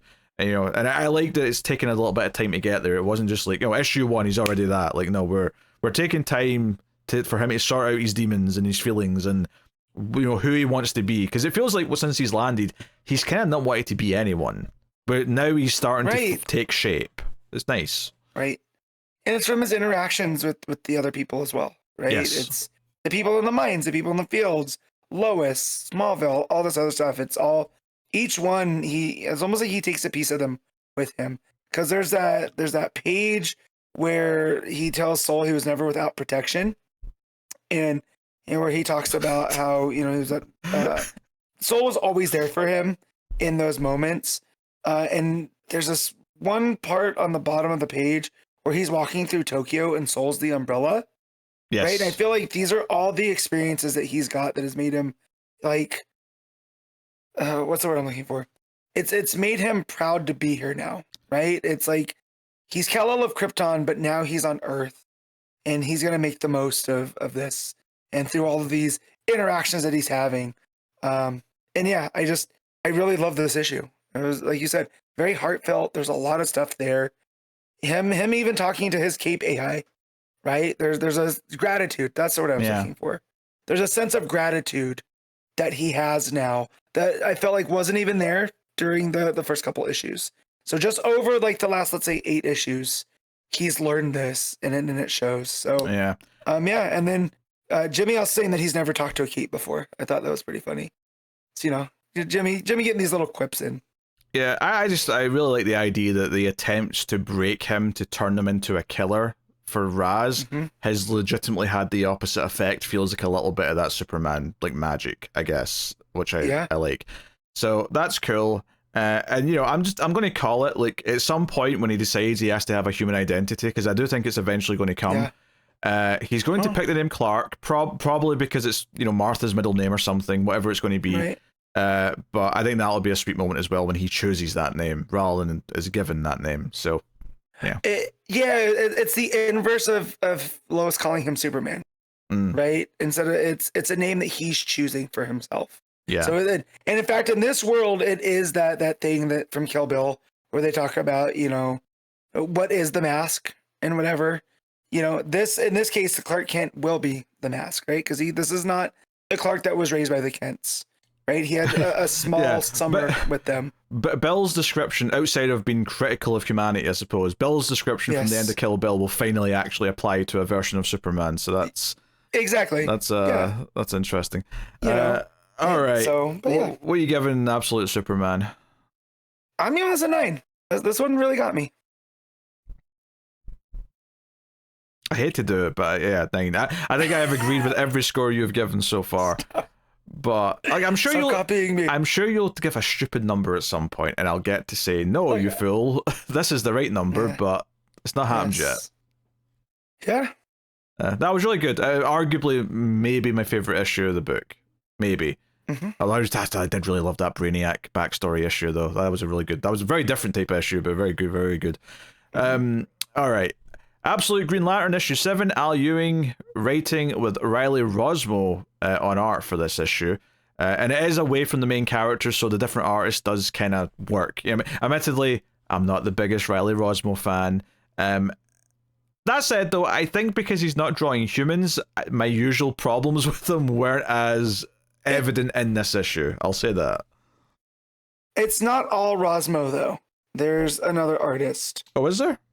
Oh, you're right. Yeah, it's Jason Howard as well. Okay, that makes sense. But there is, I definitely saw some Rossmo-isms in some of the faces and stuff. For sure, because when you said that, I didn't even notice that and then it made sense once you start looking at the art. There was the Rossmo, but I was like, wow, this is very different. But there is a point where it kind of shifts over. Yeah. From where it looks more like Rossmo. I will say this issue was a little bit more challenging. Now, I liked it for the most part. Like, I liked some of the things it was doing, some of the visuals it had, and obviously the reveal at the end that the person in charge of Mogo and the Dark Stars, and it makes sense because they set up Quard, and Quard was the antimatter universe, and Sinestro makes sense to be the person in charge of all that shit, and he does have the power of gold, even though he's in the black end of the spectrum. It's the whole thing, right? It all works, but it's a whole. So this is my one issue, and it's not really an issue. It's just trying to keep all of the Lantern stuff, all of this philosophy straight over 2 issues is very difficult. There's a lot of these concepts. Yeah, well, to keep in order. What I was building up to there was that I mostly liked this issue quite a bit, but there were times where some of the dialogue was hard to parse because Ewing's intentionally got a lot of these alien characters speaking in a kind of a weird way. So they're talking about these concepts that we're only just starting to learn about, but they're also saying things about them in ways that feel a bit like weird. They're not just speaking in plain English when they bring them up. They're kind of saying it in these weird kind of roundabout ways. That said, though, you've got this idea that Mogo goes to this random planet in space, right, where these one-eyed aliens live, because there's 3 anomalies, or not anomalies, but 3 rebels, which turn out to be Green Lanterns, right? They're here because there's 3 Green Lanterns, and the 3 Green Lanterns try to fight, and we see what's the round red lantern? What's his name? That's Tomar Ray. What? No, right? No. The round red lantern. Oh, Zilia Sox. Thank you. Sorry. He's normally a red lantern anyway, is what I meant. Yes, I get you. But when you said round red, I went to a big moment in the Sure. But the issue. Yeah. He's like the Dark Star, like on the Dark Star ship, with alongside Mogo. But the big reveal though is that Kilowog is a Dark Star soldier, and honestly, I have to say the visual of Kilowog with this monstrous arm with an eyeball in it. I don't know if Al Ewing is a big Resident Evil fan, but this is very William Birkin from Resident Evil. Okay. Now, obviously what they're going for here is that the Black Hand is taking over the entire arm into this monstrous form, and that's cool. But Kilowog shows up, straight up kills 2 of these Green Lanterns pretty easily, and then one blasts him in the head and seemingly decapitates Kilowog. But then Kilowog still keeps coming for him, and his head grows back. So Kilowog's perfectly fine, at least at that point. But later, less so, because when Abin Sur shows up, which is after Mogo destroys this planet for daring to have Green Lanterns on it. So it's super evil, super, setting up the stakes, all that. It makes me worried for Earth. Oh, yeah. Let's just say that much. Well, that was the big thing, right? The big cliffhanger last issue was Mogo's coming. Because it doesn't like that. And so the thing that sets up later on is that when Abin Sur shows up and like destroys the ship that Kilowog came from and whoever was on it, and then basically shrinks down Kilowog into a cube, like puts a red cube around him and then shrinks it so he's like in this tiny cube, and that effectively kills him. By the sounds of it anyway. I love that he goes large box, small box. Yeah, right. So he announces really his constructs. He's like announcing them as he's, which I thought was an interesting touch. But they set up this idea that he's an anomaly, so he's not bound, like Abin Sur, that is. Not Abin Sur. Tomar-Ray. I'm mixing my aliens up. Tomar-Ray is not bound by the rules that the other lanterns in this system have, right? There's limitations. But because he wasn't chosen, he kind of just happened as an anomaly, much like Joe has been referred to as an anomaly on Earth. He can do things that the others can, and he's not limited. So that obviously sets up some stuff with Joe, makes you excited to see, oh, what's the extent of her power then, if she's not limited in the way that others are. But obviously, because there's a Green Lantern there, because that's the other thing, is that they also talk about how there was a lantern like on this planet, and like Kilowog finds a piece of it, and they say something about how, oh, there's like maybe 3 of these or something, and I'm like, well, we know where one of them went. Yep. Because one's on Earth, so that's probably how this ties into that. But at the end, though, this cube flies all the way back to the Dark Star planet, and it goes to our villain, who's all in shadow, who starts monologuing. He's like, one anomaly drawing fire for another, blah blah blah, and crushes the alien that brought the cube to him and all that. And then ultimately, you see the smile, the close up of the smile, and you see the mustache, and you're like, oh, I know exactly who this is. This is Sinestro.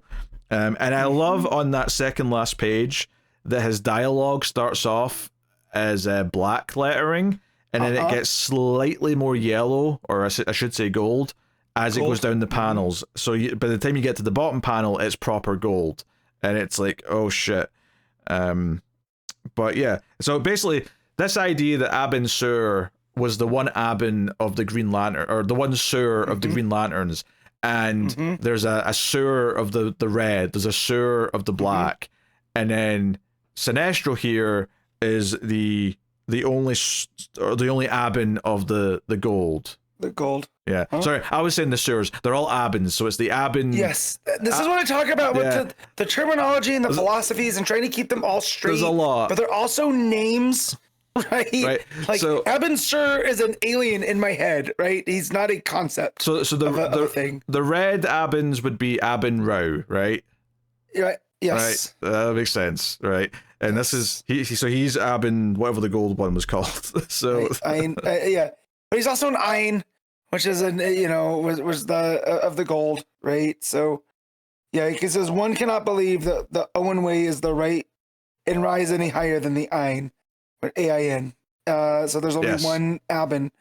So I'm just like, oh man, I know what they're going for, right? Because he's the polar opposite, right? So they were talking about where the levels go from the dark, from the black, from black to red to green to gold, right?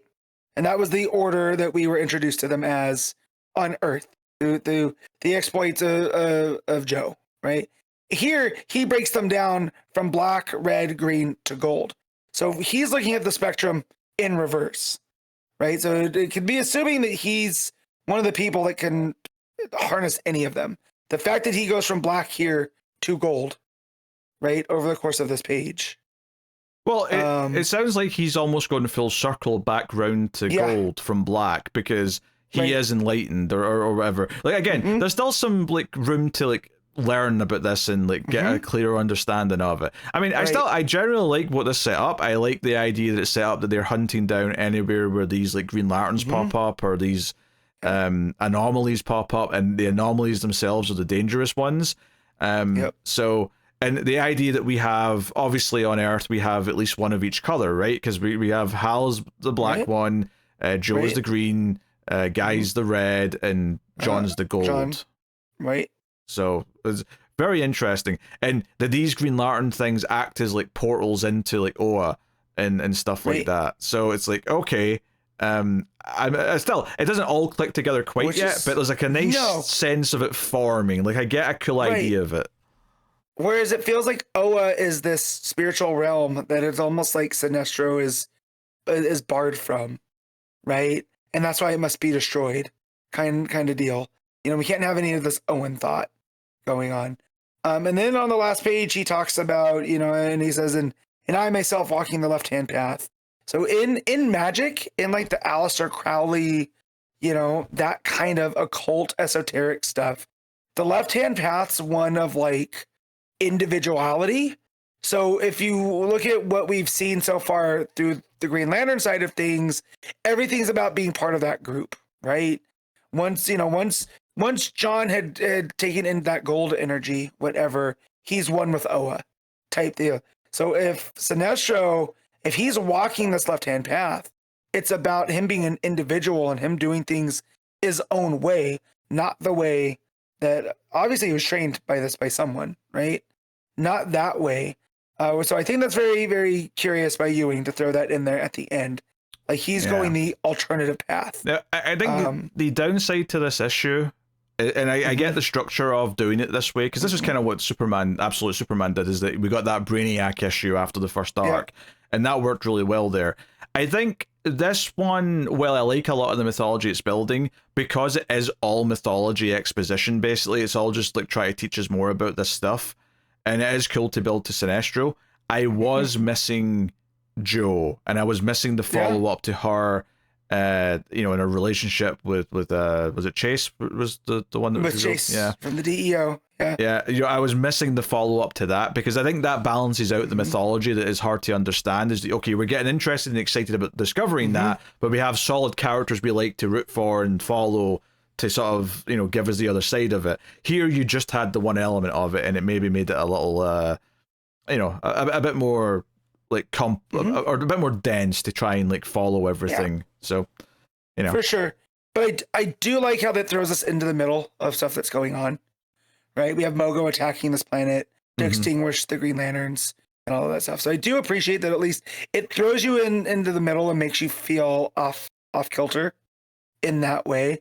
But yeah, I agree. I was just like, okay, I need to get back to Jo and what's going on with Chase. And all that stuff. I mean, having said that, though, if the regular artist had to take a month off, I mean, it does make sense to do an issue that does feel separate from the rest of the characters. So I get it. I get the logic behind all of this. I do. And I do like the widening of the world as well to the galaxy, right? Like, what is going on with these different Lantern Corps throughout? And we know that Tomar Ray now is an anomaly as well. So, like, is he going to show up, and are we going to learn from him about what that exactly means?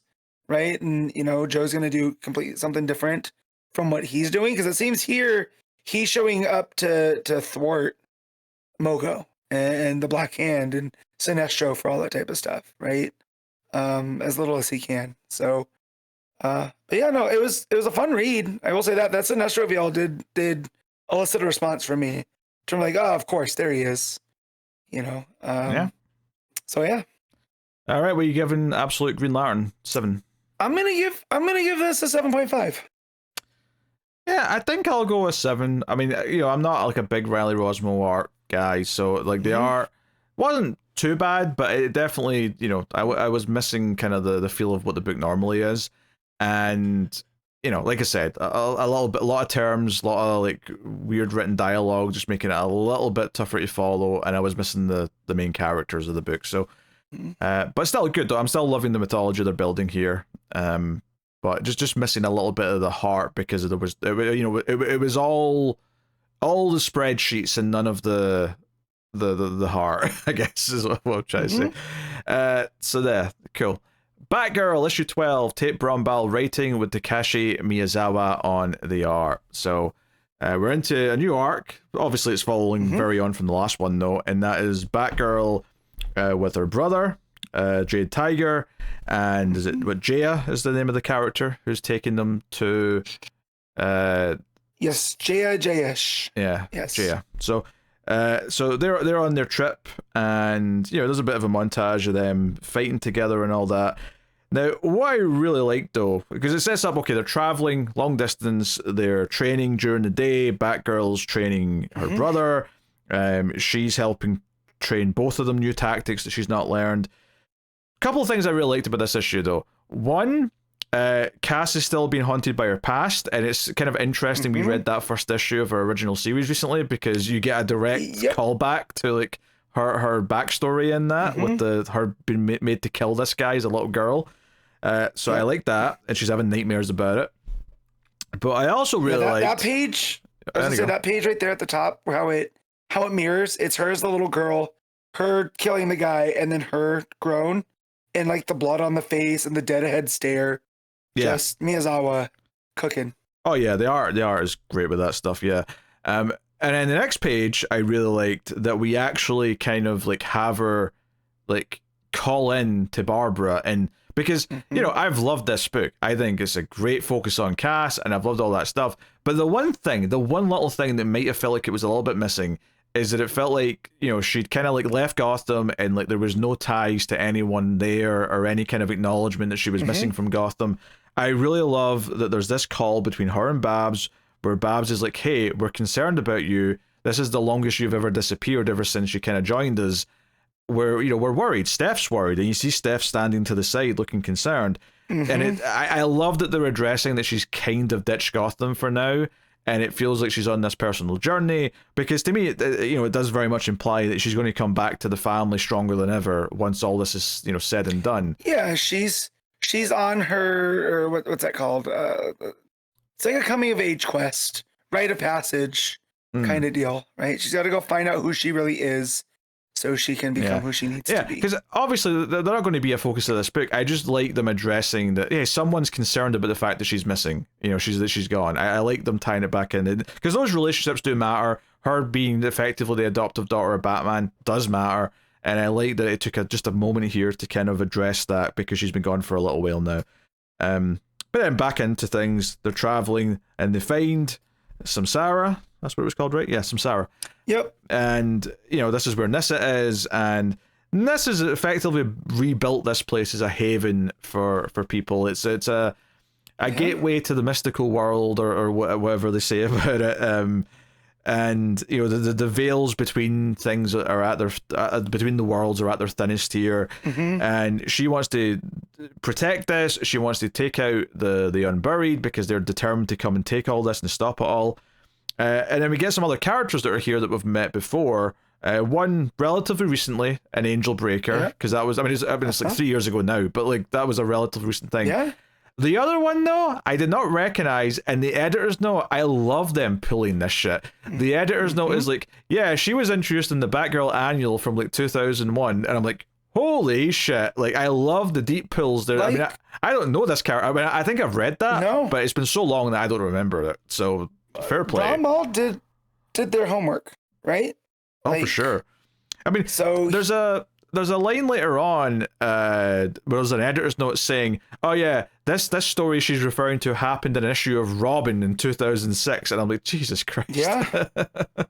So I do love that, because it does feel like a love letter to Cass, right? Like we're pulling all of these threads from her past in order to tell where she's gonna go. So also, I do love that it's like, hey, I don't care how many like reboots we've had since then. If you want to say something's in continuity from 2005 or 1995, just do it. It's there.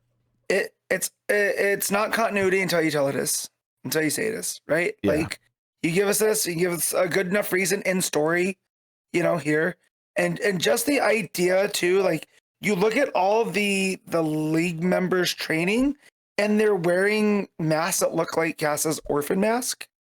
Before the in between where she became Batgirl again, which I think that's another nice touch to where she's been. So yeah, definitely there's a lot of good choices being made for Cass in this book. Yeah, and when Nyssa does show up and Cass is like, okay, why do you want me here? What's going on? She's like, hey, the Unburied and the other faction whose name I forget, the Blood, I think, or something like that. They, they're both conspiring. They both want this place. And the Unburied get all their power from that blue poppy, right? We've been talking about that since the first arc.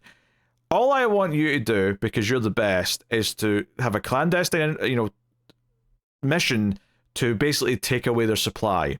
And because they're out here near us, they won't be able to regrow, because it takes time to do that. It takes like seasons to do all that stuff.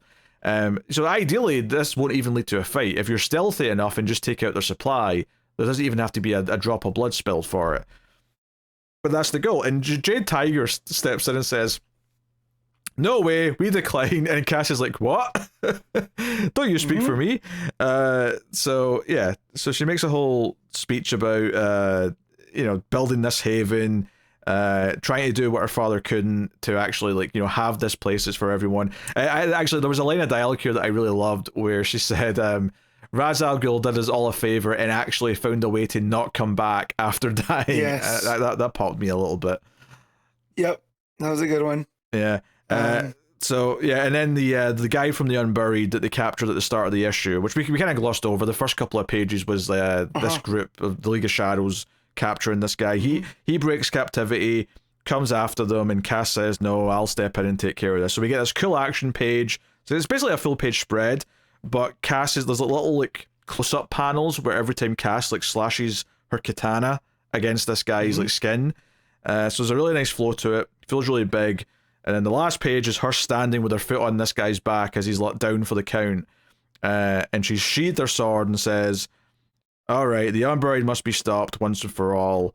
I will have my justice." And of course, earlier on when she said to Babs, there must be justice for what's happened. And she's like, yeah, but is it justice or is it vengeance? And how will you know where that line stops? So, that set up something for her. And I like that some of the teachings of the Bat family are also going to feed into this as well. It's not just about, what she's kind of learned about Shiva. So, this was good. I enjoyed the stuff at the farmhouse. It was a nice introduction to this Jade Tiger character. But, it was just on the farmhouse for a few issues. I think that this instantly felt like there was a bit more direction at the start of this arc. Yeah, it feels like we're back in gear, where that was a nice break. We could rest a little bit. I too feel like, his name's Tingy, right? Jade Tiger. Yeah. I feel like he's a bit in over his head. This boy has never been outside before. Oh, yeah. I mean, even, even when Cass first showed up, though, he's like, oh, finally, my chance to prove myself. And of course he's not going to win. He's been in over his head since, minute one. Yeah. And it just he's so, he's sitting there and it's fun character stuff like that. Him interacting here. And then this whole guy from the Unburied, where the whole first arc was Cass running from him. And we saw how unbeatable this dude was. Yet here in Samsara, she's able, because she's defending this right here. Wait, is this the same dude? He's off balance enough. I thought this guy's name was different. Chodak. Okay, fair enough. Isn't this Chodak? Yeah, let me double check that, because I feel like he's... What was it? Chodak the... You may be right. Maybe this is one of the other guys. Maybe this is not the guy. It's definitely a different guy than the one that came at the farmhouse last time, because I remember definitely thinking that. Yes. But I mean, yes, I could be misremembering otherwise, though. He is Chodak the Unbowed from the Unburied. He is one of the Unburied's Grandmasters. So I believe this is the guy that she was on the run from back in Gotham. Early on, right? And he blinded her sight for that issue, right? So she couldn't see where his moves were coming from. And here he's off balance as well, but she's able to dispatch him really quick. So it also shows growth on her side here. Yeah, with a weapon that she got, from her mother, right? So it's like, the strength of her mother's helping her win a fight, kind of thing. And in this as well, she calls Tingy off and says, "No, he's mine," as well. So everything is her choice. She's doing. Oh, she's determined. So, no question. Yeah. So yeah, and again, I love how this book's a love letter to Cass. On this. So, and again, that character that was brought up in the annual and stuff. I love when we build out supporting cast like this with from people's past. There's a nice line in between them. We're not just creating characters for the sake of it. Yeah. Also, and it makes it feel like a more lived-in world. Yeah, the event that was saying that was in a Robin issue, it was when Cass was mind controlled by Deathstroke, I think they said. Yes. To try and kill someone. That was in Titans East. He had Deathstroke had his own evil band of Titans, and he had mind controlled Cass to be their evil Robin, if you will. It was again 2006. Real rough times. Yeah, I think the art again is great here. Obviously, this one's not as action packed in general because it's a lot more of the the call back home, the journey, all this conversation with Nyssa. These couple pages towards the end, or at the very end, with this fight, is kind of the only action we get, which isn't really a complaint because I think all the stuff in here is very good. The only reason why I'm even mentioning it is because this artist Miyazawa is so good at the cast action sequences that I do miss it just purely for that reason. Not because in a general sense, there needs to be more action. No, there doesn't need to be. But just because he draws the fight so good, I was like, oh, I want more. And that little taste at the end was like, okay, all right. Next issue. It was like that train issue that he drew. Yes. Where we're just like, oh, this is really good stuff. There's the sense of motion. And I mean, the art of them standing around talking in Samsara still looks great. But yeah, it's just missing that little extra seasoning. Yeah, because like you said, they had those nice touches with the dream sequence at the start and her turning off the comms when Babs is saying, hey, talk to Steph. Go and have a chat with her. It might do you some good. Yeah.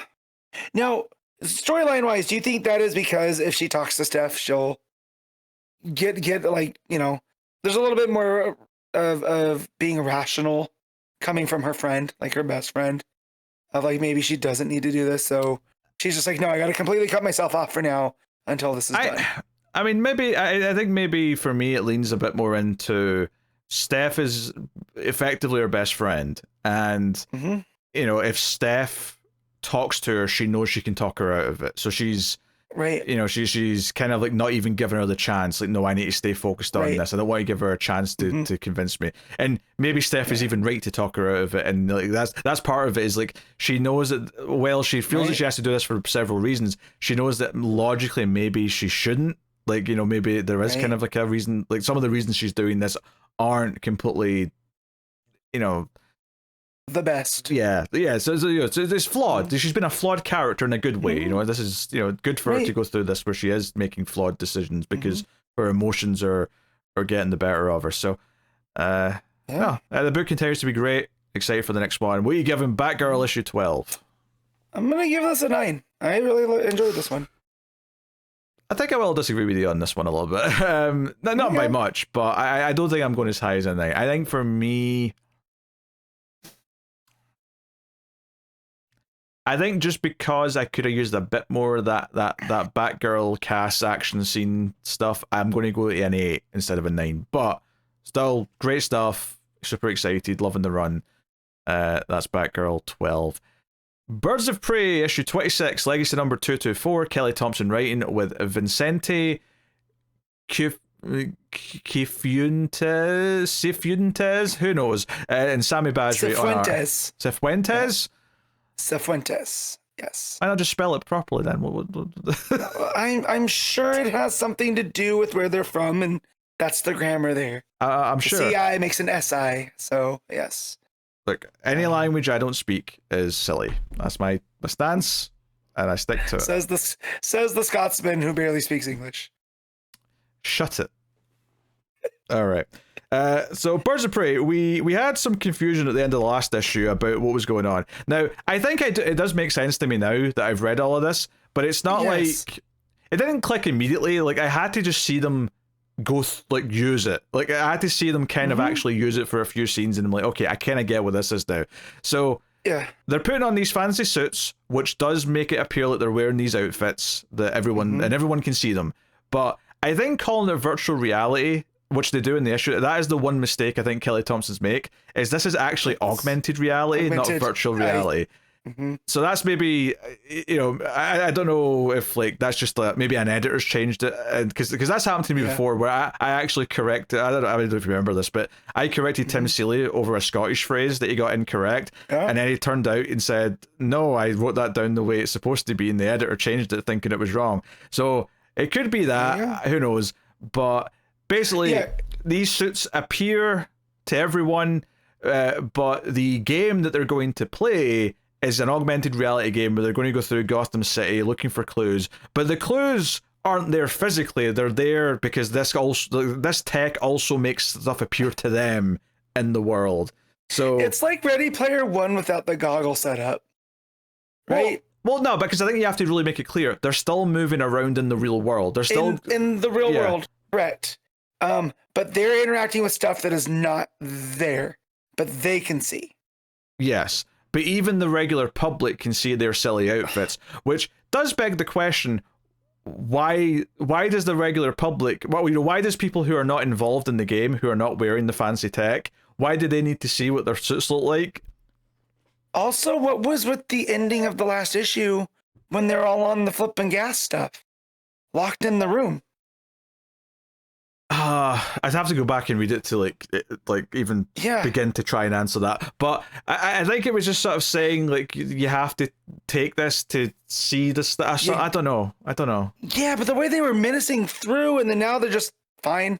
So you got to get a little bit high to do this augmented reality game. I don't know. I guess. It doesn't matter. Like, I'm just going to forget the gas thing, because at least now I understand like how the suits work. I understand what they're seeing and the type of like game they're in. Now they don't know what the goal of the game is quite yet, and that's kind of what they're trying to find out, because they're trying to find out the person. They're trying to find the person who built this game, this person whose tech was even kind of used to build these suits in the first place, because they want to find her, because she's this super hacker. She's maybe the key to stopping the Shadow Army, because the Shadow Army are also trying to interfere with this game, and they're going to even run into them in this issue. So the start of the issue is a mission with Cass and Dinah breaking into like these servers to like mess with the tech. So they've got a backdoor so Oracle can hack in and put them into the game. Right. So it's like, okay, this was good, because this was a good introduction. It set up what they were doing for the rest of the issue, and got things got the ball rolling on all that stuff.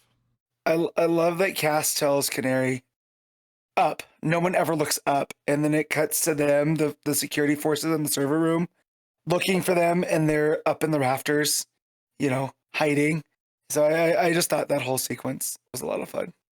Yeah, and I liked just the vibe of this, because it was a really normal, nice little sequence between the two of them.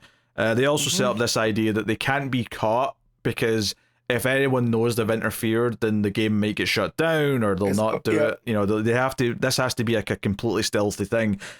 But there's a nice little sweet moment at the end, where like Cass seems a little bit down, more so than usual, and Dinah's trying to get her to open up. And there's a nice little panel at the end where she puts her arm around her, and we'll find that missing piece.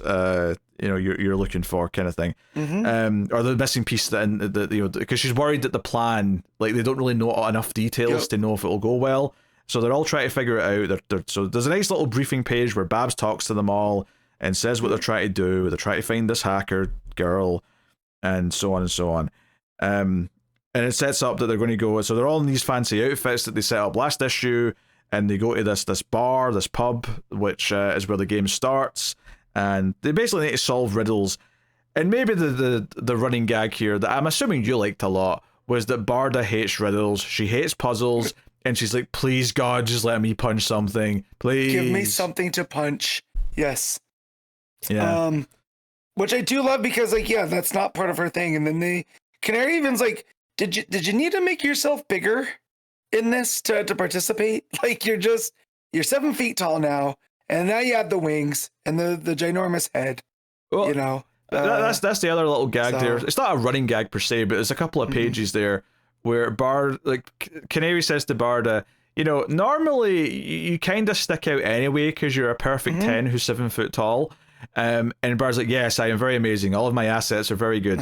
And that kind of becomes a thing for like a page or two where she keeps saying how great and perfect she is. It is almost like not like a real jealousy, but just like a little catty comment from Dinah, as she's like kind of yes, you're very perfect. We all know.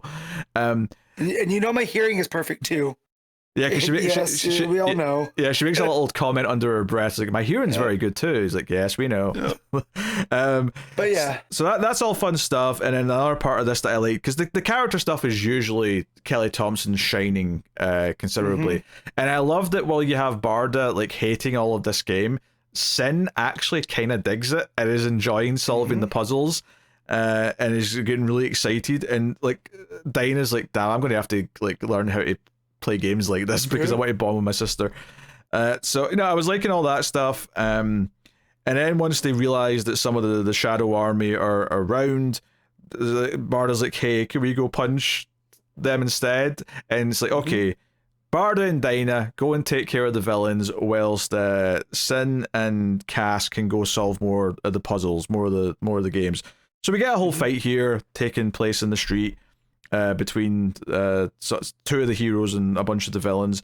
The most notable part of it, more than anything, is the one with the magic powers, the spells. Golden Lion. Thank you. I never remember the names of these characters. But he takes over some police officers and makes them shoot at Dinah. But Barda realizes they're about to do this, so Barda jumps in and basically blocks all the bullets with her back.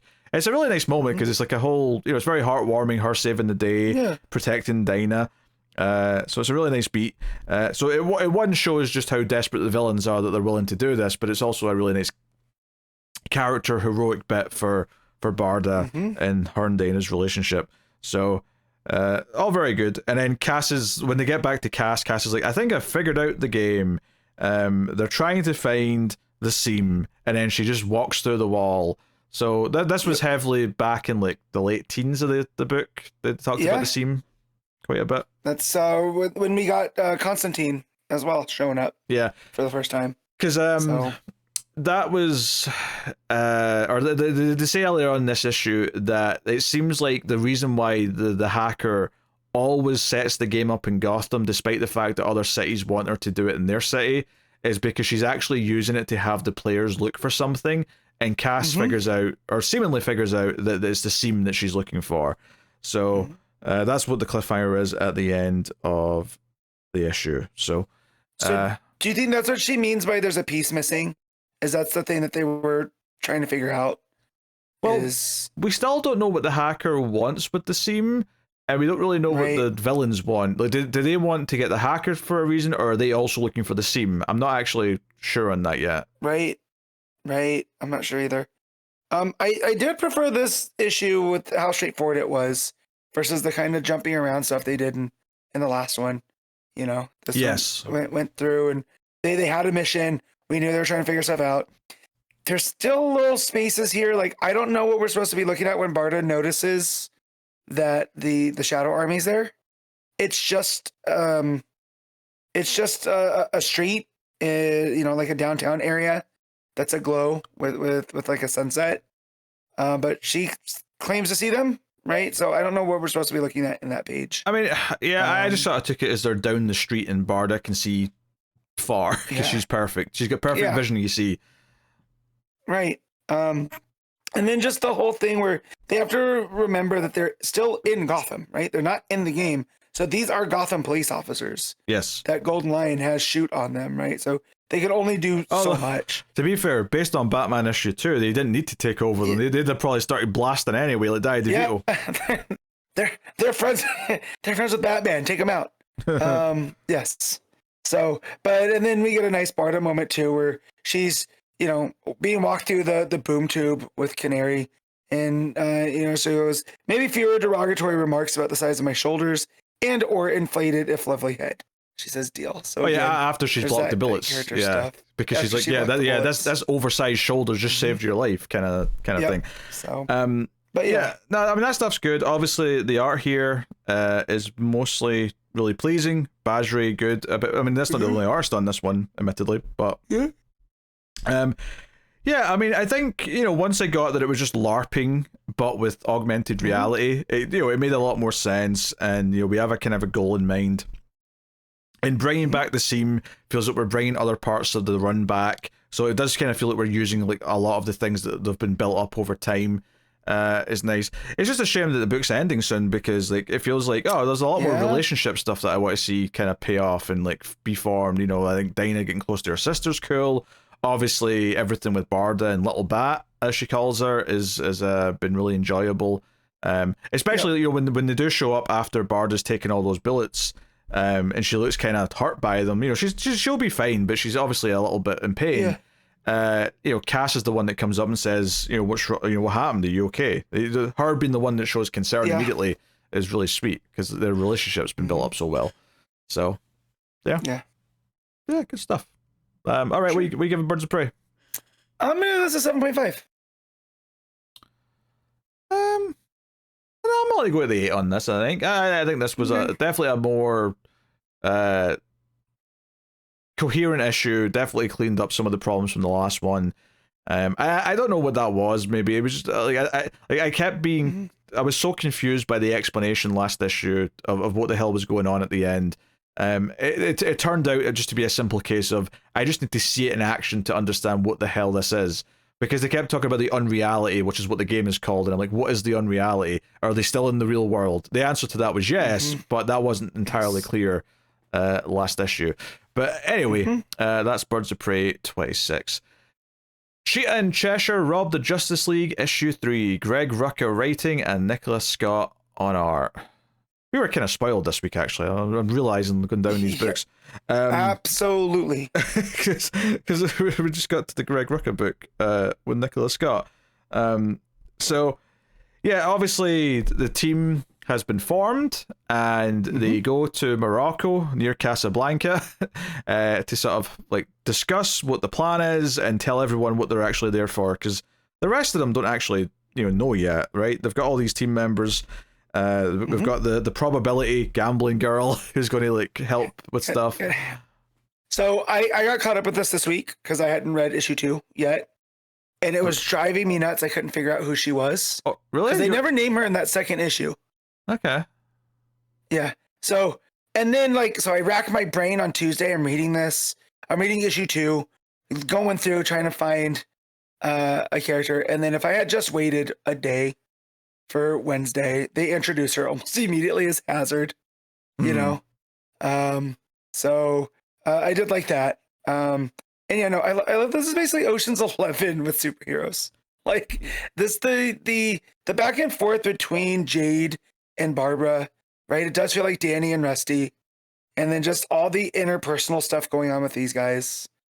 I don't even really care about the heist. I just want to hang out with them as the plans get together. I love how you said character names from Ocean's 11 like I know who they are. Like, But I don't know. I did see that first one, and it was forgettable. I do not remember it. Oh man, I love that movie. I watch that movie at least once a year. So, so basic sometimes, Matt. So basic. It's not basic. The movie is fantastic. What are you talking about?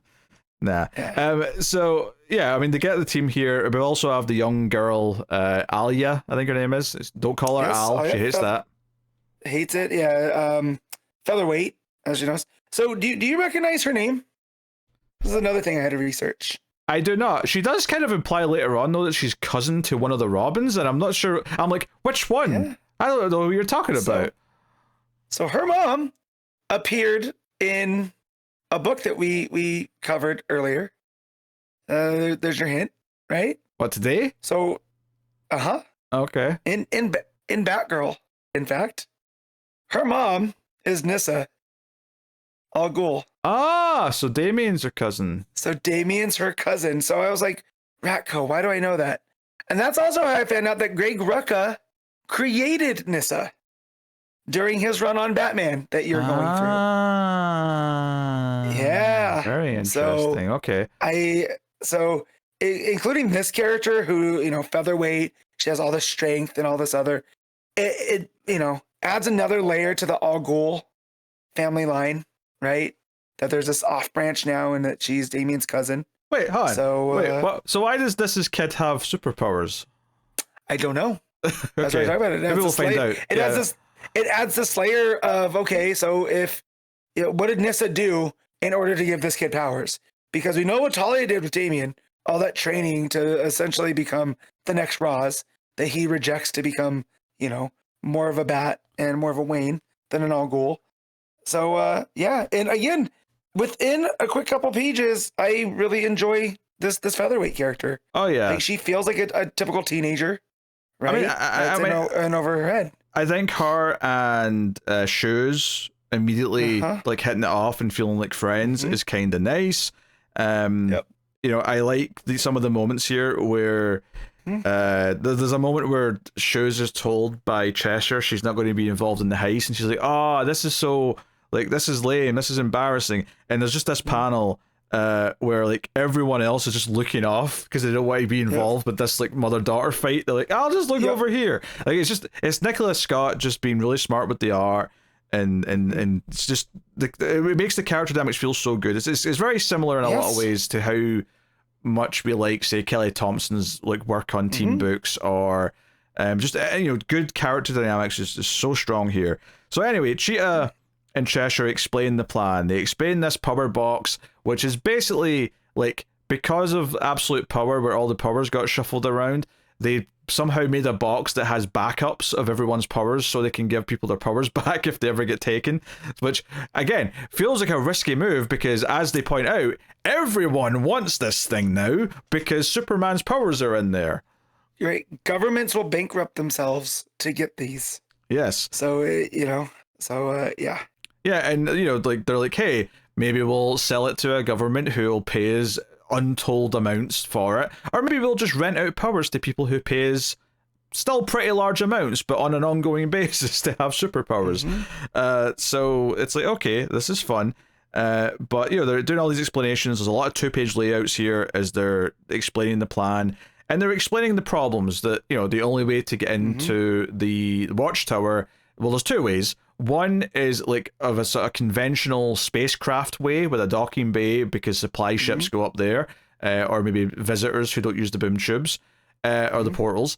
The portals are for the League members only, and to get into them, you have to have a League membership card, and those cards are also keyed specifically to your character. So it's not so you can't just use like someone else's card; it won't work. Yep. Yeah, so like not even Robins can use each other's because they're keyed into their biometrics. Yes. Right. So it's like, and stuff. Yeah. And then once you get there, there's at least a dozen superheroes at any given time walking around at any given time. Yep. Plus they also have, all these other things. They've got a door to the Phantom Zone. They've got, it's Red Tornado's this AI running the entire place. So how do we get around him? Like, they set up all the obstacles, and so it's like, this is the part of the heist story where we're setting up what the mission has to overcome, and then they're like, wait, how do we even stand a chance at any of this then? This is impossible. And like, well, there's some weak links. This thing had to be built, so there's maybe some weaknesses there that we can exploit of like people who built it, people who were involved. Turns out Ferris Air was involved in helping construct this thing, which makes sense. I wonder why. Yeah, it's almost like there's some connection between one of the League members and Ferris Air. Weird. So I like that detail, and it's like, hey, we're going to use that to maybe hack into the system so we can maybe like work around some of the tech side of stuff. So that's a good start. They also fly up resupplies of things, so maybe they're going to sneak onto one of those or something. So we've got that. We get a little quick mission of it's the Hazard and Cheshire going in to do the hacking, which I really like, because they get to like the security gate and the guy has to like scan the card, and Hazard uses her powers to make it just give them a positive result. I'm like, okay, that's handy. And then back at the hotel or the villa that they're renting out, like the Airbnb. Yeah, they're hanging out. There's a pool. There's a running thing here where Clary and Chloe has the hots for the new girl, and he's like, "Oh, I'm going to go talk to her," and the cat's like, "Oh, you don't have the balls to talk to her. You're a loser. I'm the brains of this operation." So digging that. He almost gets the courage to go talk to her, but gets called away by Cheetah to talk about something, and also feels a bit self-conscious because as he was walking up to him, because it's the 2 teenage girls are sitting chatting, and they're looking at something on their phone and they're giggling, and he's like, "Oh, what are you looking for?" And like, "Oh, nothing. We weren't looking at anything." And then they go back to looking at their phone and giggling, and I'm like, "Yeah, what are they looking at?" Like, what weird shit are they looking at that they don't want to tell Clarion about? I also love that Clarion smooths down his hair, right? But by the end of the page, his little devil horns pop back up. Yes. At the end. It's a nice little touch. Poink. That was a lot of fun. Just Clarion, the self-conscious witch boy. Right? Like he's cannot, can't get out of his own head. Joe, I like about this type of thing. This is something that Justice League Red's also kind of doing, although this is a better book than that, is that it's taking mostly a bunch of, and C-list even feels generous for some of these characters. Some of them are just brand new, right? Some are D-listers, like Hazard. She's not C-lister. She's like D-lister at best. Yeah. And it's making them all so likable that like they're all being elevated by being on this like book together, this team together. Like, I love when like a team book can do this, where all of a sudden I'm liking Clarion a little bit. I never care about Clarion. He's just there. Yeah. I love that, and I love that the already the two teenage girls have hit it off, and just their colors are like opposite of each other, right? So Shoes is very much blues, kind of purple, like light purples. Featherweight has all the pinks and whatever, and they just like they're very complimentary, you know. And that one is the daughter of an All Ghul, right? The other one's the daughter of Cheshire and Roy Harper, right? So they have a lot in common that they don't even realize it, and they've already, you know, like hit it off. That was one of those little things. That was one thing that Cheshire said earlier on is you know you can't be involved. Your father will find out, or your father won't be happy. Yeah. That was like one of the little things she dropped. So yeah, they're like, hey, we need to find a newer member because there's so many of these heroes with these membership cards. We need to find a new one who we can fool. Right, someone, and I'm like, holy shit! I was not expecting Sideways to show up in a comic book in 2025. I was delighted by this little callback. I love that Rucka does his homework. Yeah, because this is the thing. Right. Like, it's one thing for him to like bring up characters that he created, or like, or like you know, people who are connected to characters that he was involved with back when he was writing for DC in the 2000s or whatever. Sideways was a part of a era where he was. Like, I mean, his Wonder Woman run might have been still finishing off, but he was basically not a DC at that point. So it's just kind of interesting that he's using Sideways here as the young rookie member who can be tricked, who can be, you know, well, pickpocketed essentially is what happens to him. Yeah. Because he's hanging around. Yeah, on you go. Well, I was gonna say, wasn't the thing with Sideways as well that he was heavily into social media too? Yes, that was a big part of his gimmick. Was what was he called it? Something with Sideways. Stepping out with Sideways. That was it. Stepping out, right? So the fact that, of course, they'll find this kid that's talking about his new Justice League card, right? Like it just fits in with the character without doing any extra steps. Because if you're familiar with Sideways, like we are from reading that book, this just feels true. You know, it's not just something he's throwing in there just to make the story work. I don't think you read that book, did you? I read Sideways. I got caught up. Did you? Okay, I don't remember that. Yeah, there was definitely a time when I was reading that on my own. Yeah. No, because then I got caught up because I started to do the timey-wimey stuff. Where he was pulling the guys. And, you know me, I love all that continuity. And seeing how it fits in and all the different universes and Earths and whatever. So I did get caught up. Fair enough. So yeah, they do a whole little thing here where the cat pretends to be in danger so that Sideways will do a little bit of heroics. And it's actually Shoes who comes up and pickpockets him. And like, you know, Ali is like, hey, your mom said you weren't going to be involved in this. Why were you on this? And she's like, she wasn't being serious. She's just saying that to pretend that she's a responsible parent. I'm going to be involved. Now, I'm not so sure that Cheshire actually feels that way, but somehow Shoes is going to end up in that watchtower. I guarantee it. Sure. She's going to stick out. In the same way that there's always somehow a kid in Jurassic Park movies, even though they should never bring children with them.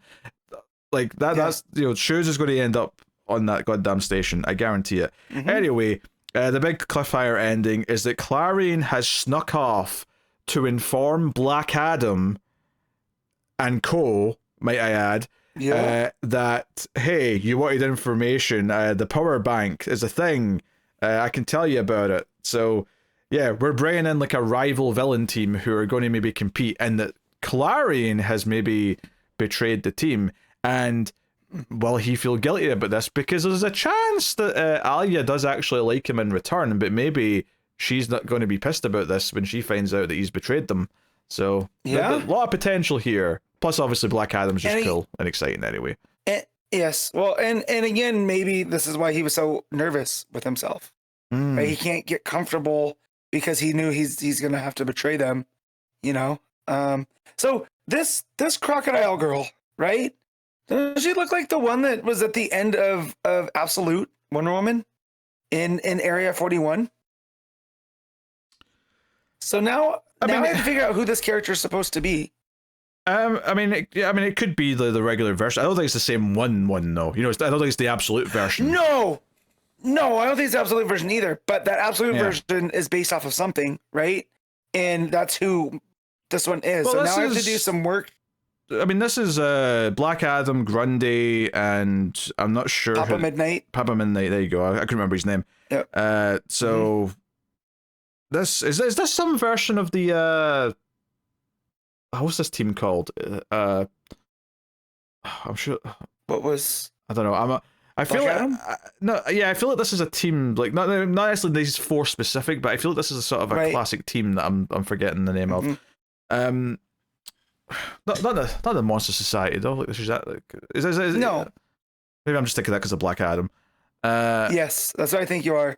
If anything, it's more like an injustice, right? Because you have Adam and then Solomon Grundy. It's like the Injustice Society. Yeah, but they're all or whatever. Yeah, but they're all like spooky, like other than Black Adam, I guess. But they're all Yeah. like spooky characters. You know, Right. you got the zombie, you've got like Papa Midnight, you got the monster and the croc Crocodile- face. Croc Lady, you know. But yeah, so I just thought that her showing up after Absolute Wonder Woman, and we're like, oh, who's that crocodile person? And now there's another one here in this book, you know. So Yeah, but no, this was so enjoyable. I did not have Nicola Scott drawing sideways on the bingo card for this week. I'll say that much. So no, I loved all the setup of the heist. I love the characters all getting more involved. It really does feel like an ensemble book because issue 1 was very much just Cheetah and Cheshire, right? And that made sense. And I thought it was still going to be them two as the main two. But this issue really made it clear that no, we're doing stuff with all these characters. They're all getting a little bit of time to shine. They're all getting their own little plots, and they all feel like main parts of the team, which I really really like. It's elevating everyone. What's not to love? And Nicola Scott's art's just very nice throughout. It's doing the facial reactions, which is helping all the character dynamics a lot. And yeah, this cliffhanger was an exciting wrench to throw in because now you've got this other team that might end up getting in the way or trying to steal the bank from them at the last minute. All sorts of stuff going on there. Hard not to be very pleased with this. So yeah. Yeah. All right. What are you rating? Cheetah and Cheshire? I'm gonna give this a 9. I'm throwing them out today. Honestly, I'm inclined to agree. I love the issue. It's actually insane. Who would have thought that we loved a Greg Rucka Nicola Scott book? I know. It's shocking, isn't it? I feel like there's books that I gave an 8.5 today that might not make the top 5 because that's how high the quality is this week. We've been spoiled with greatness this week. Yeah. All right. Poison Ivy 37, Williamson and Atagun Ilhan on the art. Yes. So take it away. Not Marcio Takara, which is my main takeaway from here is that art, while still good, isn't what I'm used to on this book. But so you guys didn't cover the last issue, right? Because I wasn't here for it. And so basically that one plays out where Pam is trying to lead an inquisition against the Order of the Green Knight to see who's loyal to her, while missing the point that Janet is getting sicker and sicker. And that she needs to get to a doctor. And so at the end of that issue, it is looking like Janet is not going to make it. So this issue starts with Pam kidnapping Dr. Leslie Tompkins from Gotham because Tompkins is one of the doctors that was like, if the Order of the Green Knight needed to be patched up, they could go to Tompkins' clinic and they don't ask questions, right? They're just there to mend people up. So in Pam's way, she just goes to get her, and it opens up with Pam going to get her, and then we end up going and picking back up. But Pam and Peter Undine have this big discussion that like Pam always figures her motivations out too late. When if she just stops to think what she wants to do, she'll solve herself a lot of headaches. And of course, she doesn't want to be told this, and is like, "Oh, I'm too important. I have stuff to do. I need to get Janet fixed." And that's where she goes through, the pathway through the green from Seattle to Gotham to kidnap Tompkins. Which, when we catch back up with that, there's one person in particular that would not be so stoked that Pam is trying to kidnap Tompkins, and that's Batman. So her and Batman have this little scuffle. I'm shocked he's got an issue with that. Yep. And it's like, you broke your word, Ivy. You were supposed to do things. You were supposed to dissolve the Order of the Green Knight, and you didn't. Now you're trying to steal this doctor. And as they're fighting, Ivy tells them, like, I didn't have a choice. I was ratted out by the cops. We all know how you're dealing with the cops. Which is a bit weird because it feels like it's in line with faction stuff that we read this week, but Batman's in the traditional black and gray. He's not wearing the blue. So I just think that Wilson's just playing off of the tension between Batman and the cops. And as they're fighting, Leslie Tompkins yells at them, I'm a grown adult. All you had to do is ask for help. You don't need to kidnap me. And Batman, you should know better. Again, I'm an adult. I can make my own decisions. You can't stop me. And so she agrees to go with Pam through the green to Seattle to help Janet. And Pam tries to explain to Tompkins about what the green is and how it is this concept, but it's also this connection of all the plants on Earth, and how she's tapped into all of them. And when they arrive, it's almost too late for Janet, but Tompkins is like, she has a myopic infection, and she needs to get to a doctor, or to a hospital. I can't say she's going to live. I'm not a fortune teller. I can't look to the future, but with help. And when she says that it's a myopic, which is a fungal infection, Pam starts realizing what this has to do with how the gray wants a truce with the green so they can, not be constantly fighting each other and try to heal the Earth. That Bog Venus, who's the representative of the green, that Janet had turned information of Ivy to, and that's why she's sick, is because Bog Venus was supposed to give her the cure and then decided in the last issue that, well, Ivy stopped the cops, so the information wasn't good enough, no cure for you. She starts putting it together, and she goes out and starts talking to other members of the Green Order. And the one lady, Wendy, who is the survivor of back in like the first arc in the first like year of the book, she had the wellness retreat. This is the one of the girls that survived that wellness retreat, and now half of her body is all purple from the fungus and whatnot. And she's like, no, I saw Janet betray you. You didn't want to listen to me. And now this is on you. Ivy gets upset. She starts crying. That upset turns to anger and tells Wendy she's kicked out because she saw how she turned on the gardener, and she has no room for that in her order. So it's like, you better not be here when I get back. If you are, I'll entomb you into a tree. And proceeds to blow past Tompkins and Undine and Wendy to take Janet out into the green to settle things with Bog Venus and hopefully cure Janet. Because there is a twinge of guilt in Pam, but now that's again giving away to anger. And she says that she can feel almost like the sap in her veins hardening.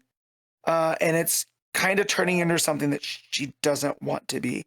And she also reflects on how she had handled Ivy and now Janet and then Bella, who was the gardener. And just like, maybe Undine's right, that people are only useful to her until she doesn't need them anymore. And then when things get complicated, she throws them away. So I'm hoping that we're building to Pam fixing a problem and maybe, not falling for the same, trap every single time. But we'll see. But yeah, the art here is very similar to Takara, but it's not as crisp. A lot of the inks are super heavy, which gives an odd look to some of the faces.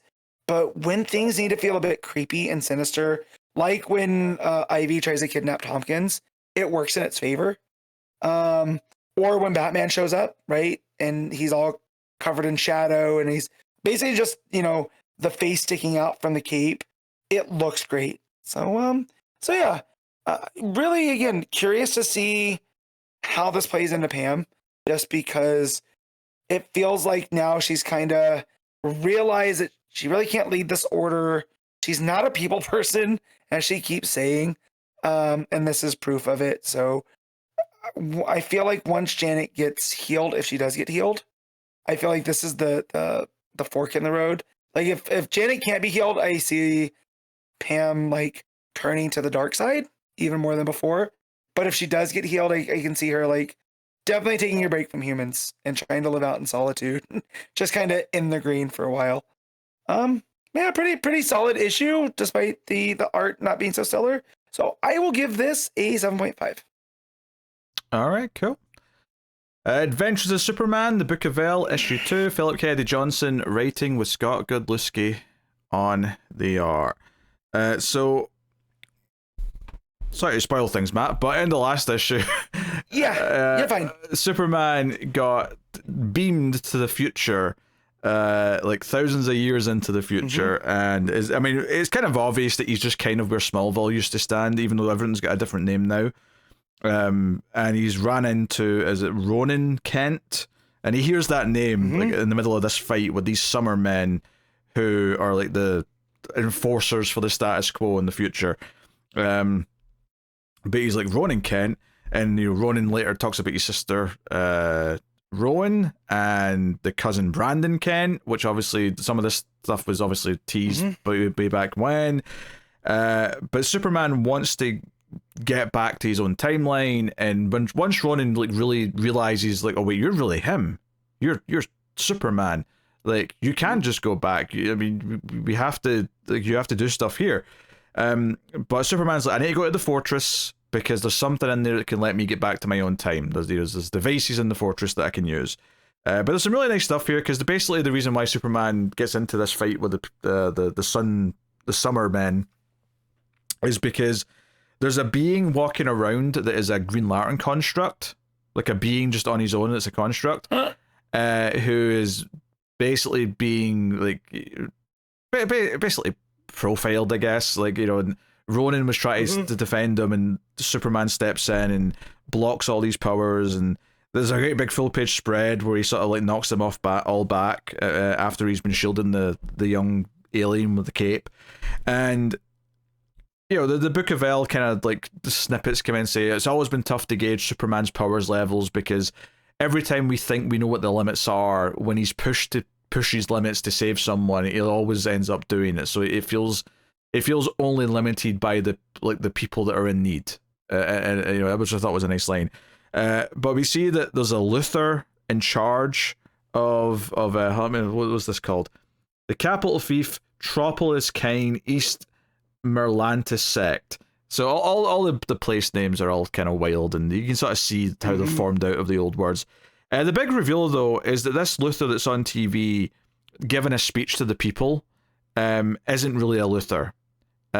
Once the speech is over, and it's all, yes, like rat out your neighbors to keep everyone safe. It's very kind of, keeping the peace, but like it's the good guy message, but kind of villainous as well. It's actually a robot that completely breaks apart that's been puppeted by a big brainiac-looking robot. Who's like, hey, the best way to like rule over people and keep that power is not through fear or intimidation. It's by making them comfortable and complacent. So that's what he does. And because there was a Luthor in charge of Earth for so long, we're going to keep having Luthors so that everyone remains. Yeah, Nico. I love that in this future, there's a Brainiac puppeting a Luthor. Yeah. Like, it's perfect. Yeah, and Jack Sewer is kind of in charge of the Brainiac. Jack Sewer put the Brainiac in charge of Earth because he knew that Earth had to be watched, because one day the Superman who disappeared all those like thousands of years ago might one day return, and they believe that he's popped back up because there's stories of this incident spreading now. So he's like, hey, go find that Superman. If it's really him, make sure you bring him to me. But Superman and Ronan fight at the fortress. It looks a little bit beat up, and Ronan's like, hey, I don't really come here as often as I should. It's a whole thing. And they go into like a dome inside the fortress, which is basically the Kent farm's been put in here. The building's been placed here, and it's almost like they're standing outside, but the dome is like just like a screen showing the sky. And it's like, yeah, the Kent family put it here after your disappearance. But the issue builds up to like, hey, before you go, you should at least speak to the old man. And it's like, wait, who's the old man? And Superman's led to another place in the fortress where this old man with a long beard is sitting writing something in presumably the Book of El, right, which is what the whole thing's about. And he's like, you know, it's not a tease who this is, and like Ronan like says to him like, hey, remember like you said you'd say something to Superman if you ever had a chance, if you ever saw him again, if he ever came back. Do you remember what you wanted to say? And then he turns around and sees Superman standing there, and Superman says, do we know each other? And then the old man gets helped up by Ronan, and he says, Mr. Kent? And then you see on his wrist he's wearing the Superman watch. This is somehow old man Jimmy Olsen, which Superman, the very first thing he says is, how are you still alive? It's been 1,000 years. Yeah. So there'll be an explanation for that, I'm sure. But he's an old man with a grey beard, and he's like, I've spent 1,000 years looking for you. And Superman's like, I'll be going back, Jimmy, don't worry, I'll be going back, I'll be with the family again, and it'll be like I never left. And Jimmy's like, not yet, there are things you need to know first. And then the tease, it wasn't just you who disappeared, you have to find, and then they get interrupted because the Brainiac and his summer men show up crashing into the place. So it's implying that someone else other than Superman got pulled forward into the future.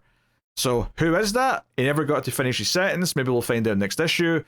Is Supergirl because she's the other Kryptonian?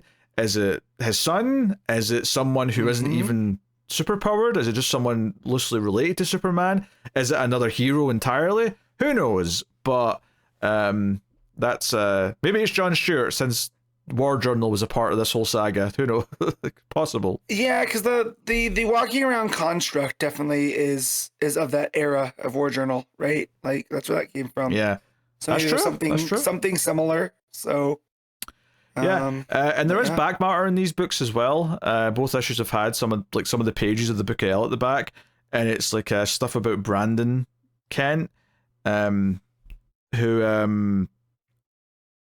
you know, I just kind of skimmed this because I couldn't really be bothered reading it all. But he does talk about how like the Summer Men are actually like resistance fighters, or people who were like on Superman's side, who were like basically just brainwashed and turned into these foot soldiers for the villains. So yeah, it's a whole, what is Luthor's personal project. Whatever's happening, there's no way he doesn't know. So it doesn't seem like he, at least first up, like I think in the second part he's figured out that Luthor isn't working for Brainiac. He is Brainiac, so he's figured that out in the second entry here. But it's basically just stuff that's sort of like backing up some of the things in the main story and like fleshing it out a little bit. So if you want to read that, it's there. But yeah, you get 2 pages of just solid text talking about some world building if you want it. Yeah, I mean, this issue was pretty solid. I mean, the first issue was mostly set in the present day with Superman bonding with his family. And I was kind of like, you know, slightly concerned that once we get to this story of him in the future, is this going to be as compelling because he's away from everyone? But I think what helps it here is that this arc, this big run that Johnson's had since the start, it started with teasing like the family line in the future. So clearly we had to get to that in some way. So it makes sense we're doing a future story. And then, you know, I have to admit, him bonding with his like descendant is quite good. Him obviously being Superman and bringing hope to people, and like everyone's like, hey, we can't have anyone feeling hope, we have to stop this, is compelling and gives us more chance for Superman to inspire people and all the rest of it. So and then the tease, of course, of someone else being brought forward is interesting. So I'm curious to see who that is going to turn out to be. But yeah, I'd say it was probably on par with that first issue, honestly. So yeah, probably like an 8.5 for me, I think. And you know, I mean, the art is, you know, which I didn't really mention too much. Godlewski's one of those artists who's like very, very house style, very dependable, and I think he handles some big moments here fairly well. Especially the big moment where Superman's defending the lantern construct with his cape, and then does the whole big like push everyone back, and you get this big full page spread. It looks very good, very, very nice big moment, very heroic. But you know, Godlewski's got that thing where like the faces are always just a little bit not to my taste. Like there's just a little bit of I don't even know what to call it or how to describe it, but just something just not quite to my eye that is pleasing. But I mean, I can't really dock it too much for that. So still 8.5. Like I had a good time. I'm excited to see where Johnson goes with what I assume is the end of his Superman run with this. So cool. And then just to wrap up, every month on Patreon, you can make me read a book of your choosing at one of the higher tiers. And this week I'm back to reading another issue of Planetary, although it's kind of an issue and a half, because I went to read issue 12 of Planetary, which was next in the collection, I thought, and I read a short story which was like 9 pages, and I'm like, I don't really know what it's from. I'm sure someone can tell me if it was part of like a one shot of different Whalestorm books where they all got like a little section or something, but it did seem somewhat important because it was the Planetary team coming to this general to demand answers about just stuff that had going on. Like they do a whole intimidation thing, and Drummer makes sure no one can see what they're saying. But they're to talk about this character named David Payne, and they want to know what this guy was. And the general tells this story about how he was this genius who was building like a bomb in the early 60s, but it was like, this like how to describe it, this quantum reality bomb, this quantum box that would be like this extra special weapon. He basically discovered this stuff that like characters in this universe are only just discovering now, but like he did it like 40 years ago. And it's it's a nice enough thing where he basically get turned into a monster because this general's wife was out in the blast zone when they were doing a test explosion, and this quantum bubble was expanding from the explosion. And he kind of heroically went out there on a motorbike to try and save the wife, but he got pulled into the bubble himself. And it's almost like, because it's like this quantum thing where it changes reality, the general theorizes that his body changed into something that could survive the blast. And we never get a good look at him completely, but the feet kind of imply that he turned into some kind of, not like a full size, but turned into something resembling Godzilla, because Godzilla can survive nuclear blasts. And they talk about how he went on a rampage. They had to really like bomb the shit out of him to take him down, and they put him at the bottom of this well inside this military base without any food, and he didn't die until 1984. Like it took him like 20 years to die of starvation down there, and his skeleton's still down there. And that's kind of it. And he finishes up by saying like his wife eventually had a little girl 6 months later, but he's never seen her. So, and that's what it ends. And I got to the front cover of issue 12 and went, wait a minute, I thought I was reading issue 12. What the hell was what was I just reading? Yeah. So I still read 12 because I'm not shortchanging the patron by only doing 9 pages. But so worth mentioning that because the main issue picks up what the last issue ended with, which was Snow uncovering some of his memories, going to this stone character and realizing stuff. Because from the start of the issue, it was setting up this idea that there's a fourth man, the fourth member of Planetary that set everything up. And the last issue ended with him saying, I remember who the fourth man is. So this issue kicks off with him waiting for the other two, for Cheetah and Drummer to appear. And he's very stern. He's like, come in and sit down. And they sit down and like they're kind of like nervous. And he's like, I kind of like, there was little things that I could remember about you that didn't make sense. And I've had all these blocks in my memory, but some things are kind of, coming back. And they're kind of being evasive and denying whatever he's saying or just kind of being vague about it. But then he asked them, do you know what the planetary guide is? Or what a planetary guide is? And they kind of look at each other. And she's like, it's okay, Drummer. It's a book. And he's like, I asked him. And Drummer explains it's a book that's been published underground annually since 1925. And he's like, who writes it? And he yells it. He gets in his ear, and Drummer's head's down. And it's like a really tense moment. He's like, who writes it? And then Drummer says, you do. Yeah, that's the look, Matt. That's the look right there. So basically, the big reveal here is that Elijah now remembers that he's the fourth man. He's been a part of Planetary this whole time. He knows these characters. They knew him, and they came looking for him when they weren't supposed to. Like, they were hoping he'd eventually come back and remember who he is, but they got like restless, or they felt like they needed him, so they went and recruited him as if he was a new member, even though they knew who he was. And that was kind of teased. It was teased that he in some way knew Chiquita as a young girl in one of the previous issues. So he gets mad as he's saying all this stuff. He's remembering that he wrote this book, and how he kind of remembered some of the events that he wrote about in the book, but he didn't remember writing them. He didn't remember that he had any association with Planetary. And he gets so mad that he freezes the desk that he's standing next to and then smashes it. There's a big full-page spread of him just smashing through the ace desk. And he's livid. He's yelling. He's, and they're like, yeah, all right, you figured some things out. And they even kind of admit that they were intentionally prodding his memory, hoping that he'd remember stuff without, like, everything falling apart. But the reason why he wasn't supposed to remember... Right, and they teased that there's like a personal relationship with Chiquita. Now, whether that's like a fatherly-daughterly relationship or a romantic relationship, it's hard to tell, but he kind of like strokes her hair a little bit in kind of a loving way, as if he's remembering stuff. But he wasn't supposed to remember anything, because he basically agreed to have his memory blocks put in by one of the four, the villains of the whole book. Because they were getting to the point where he was getting so good with Planetary that he was actually becoming a threat to them. And the little flashback we get, the villain's like, hey, we were okay with Planetary existing because you're kind of amusing, but you're getting to the point where you're actually being kind of an annoyance, i.e. maybe even a threat. And we can't have that because you're getting too good at figuring things out. So if you agree to take these memory blocks, we won't kill your team.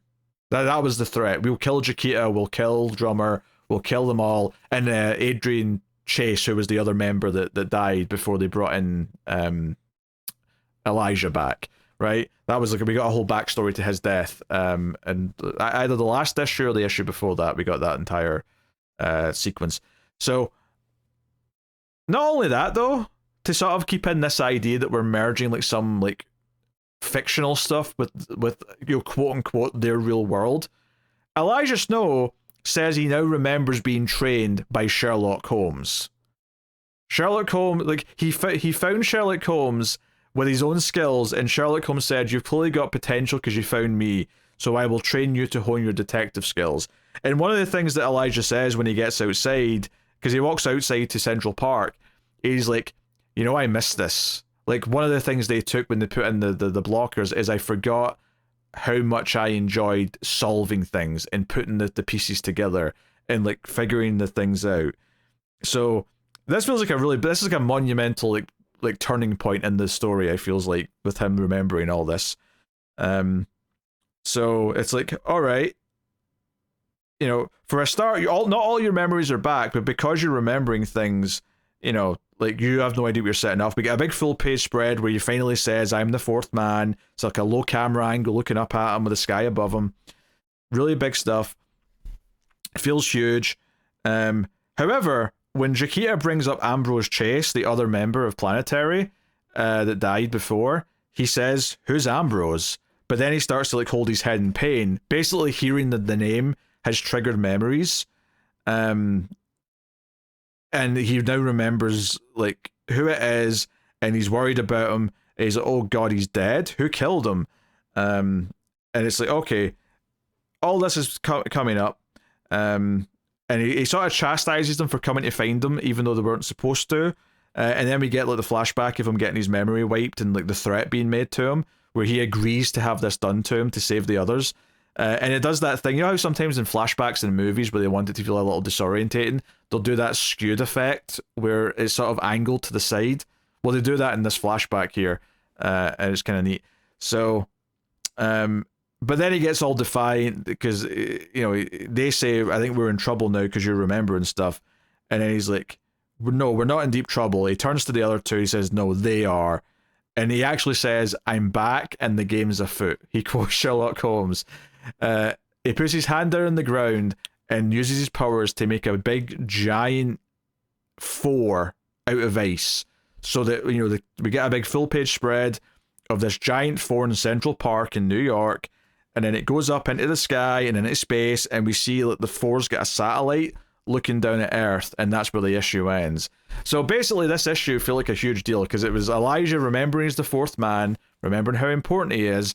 And instead of being scared that he's remembered stuff he's not supposed to, he's ready to go fighting because of what the four have done and calls them out at the end. So, big stuff, super exciting. It felt like it was bringing a lot of stuff in from before. Honestly, the only critique I have, and it's not even really a critique of the book, it's more my memory, is that whenever they bring up names of certain characters that aren't actively in this issue, I have to stop and think for a second, okay, who is Stone? Who is Chase? And once I've thought about it, I remember who they are, and it's fine. But it's the sort of thing where I'm like, this is almost why superhero comics give everyone like a fun gimmick name, because it's easier to remember them than just like a person's, regular name. Character names. Yeah. But, this was an exciting ending. It feels like there's a big turning point. I think we're maybe about halfway through, or just close to halfway through the whole thing. So this felt like a big step forward in the story. So super exciting. I think the art's really solid. There's a lot of big moments here between him getting angry and smashing the desk, the big four in Central Park, the big "I am the fourth man" moment. I think those moments are all really cool. And then, just the absurdity of Sherlock Holmes training him gave me a good chuckle. But, given how much this book's been about how we're kind of like saying fictional stuff is kind of real and we can tap into the fiction, I'm not saying that's what he did here. Sherlock Holmes might just have existed in this world. Or maybe when Sherlock Holmes said in the flashback, "You found me, that shows skill," maybe the finding him was going into the fiction of Sherlock Holmes. I don't know. Maybe I'm reaching there. Yeah. Well, no, because they also know that all the fictional stuff is true still, right? Yeah. And that's what they're investigating too. So yeah, so maybe he did track down Sherlock Holmes in that time period, right? Because Sherlock Holmes is not, he's okay. There's questions there's things I know about Planetary that I don't want to spoil. Sure. I don't know if it's spoiled yet, so I'm not going to say too much, but yeah. That's fine. But really good stuff. Excited to see where we go next with this. This is probably like a 9. This is one of the standout issues of the book so far. It's probably in the top 3 of the issues so far. So, really cool stuff. And if anyone can tell me what that 9 issue thing was before issue 12, let me know. Just because I'm curious. But that is that. So that'll take us out to the final part of the show where we pick our favorite stuff of the week, favorite panel/moment, favorite cover, favorite art, and of course top 5 books. So Matt, what was your panel/moment of the week? All right, so the reveal of Absolute Luthor and Absolute Evil, really good. Had a lot of cool stuff in there. Big fan of some of the quieter moments in Batgirl with as they're going around Samsara. However, it's going to be from Absolute Superman 12, where he talks about, thank you, Soul, for being there for me when no one else was. That one hit. That one, that's my Superman, regardless of Absolute or not. So, yeah. Yeah, no, I get it. I think for me, there's a bunch of moments to possibly pick from here. I really like the Batman getting shot in the back of the head moment because it felt like visceral. I loved a lot of stuff in Absolute Evil. I could totally pick something from there. A couple of moments in Batgirl, like you said, really good. Absolute Superman as well. I think ultimately, though, I am probably going to go... I could even pick stuff from Cheetah and Cheshire, actually, that I'm thinking about it. But I think I am going to go with Absolute Evil. And I think I'm going to go with... It's kind of like a couple of pages, but it's basically like the 3 pages of... Here's how these JSA heroes almost became heroes and how they didn't happen because this universe is worse. Because this universe curbs this shit out. And now it's kind of like a threat that these heroes are rising. I love just the concept of that so much that I really was into like Kal-El making that little presentation. So yeah, I'm going with that. For cover of the week, obviously there's a bunch of good options here. I do like the Absolute Evil cover quite a bit. I like the Jorge Jiménez variant for Batman, where it's like the schematics for one of the Batman tools. It's like the smoke pellets with the grapple gun. I think that's a cool, just because it fits into the whole gimmick the book's got with the various things. I like the Absolute Evil main cover with all the hands coming in. Just looks really cool. Really sets up the idea of what the book is. My cover of the week, though, I think has to be the main cover for Batgirl 12, because it's cast with the cape out in the snow, the bat signals above her, it's just one of those gorgeous, simple covers that I just, I can't help but love. So that's my cover of the week. What you got?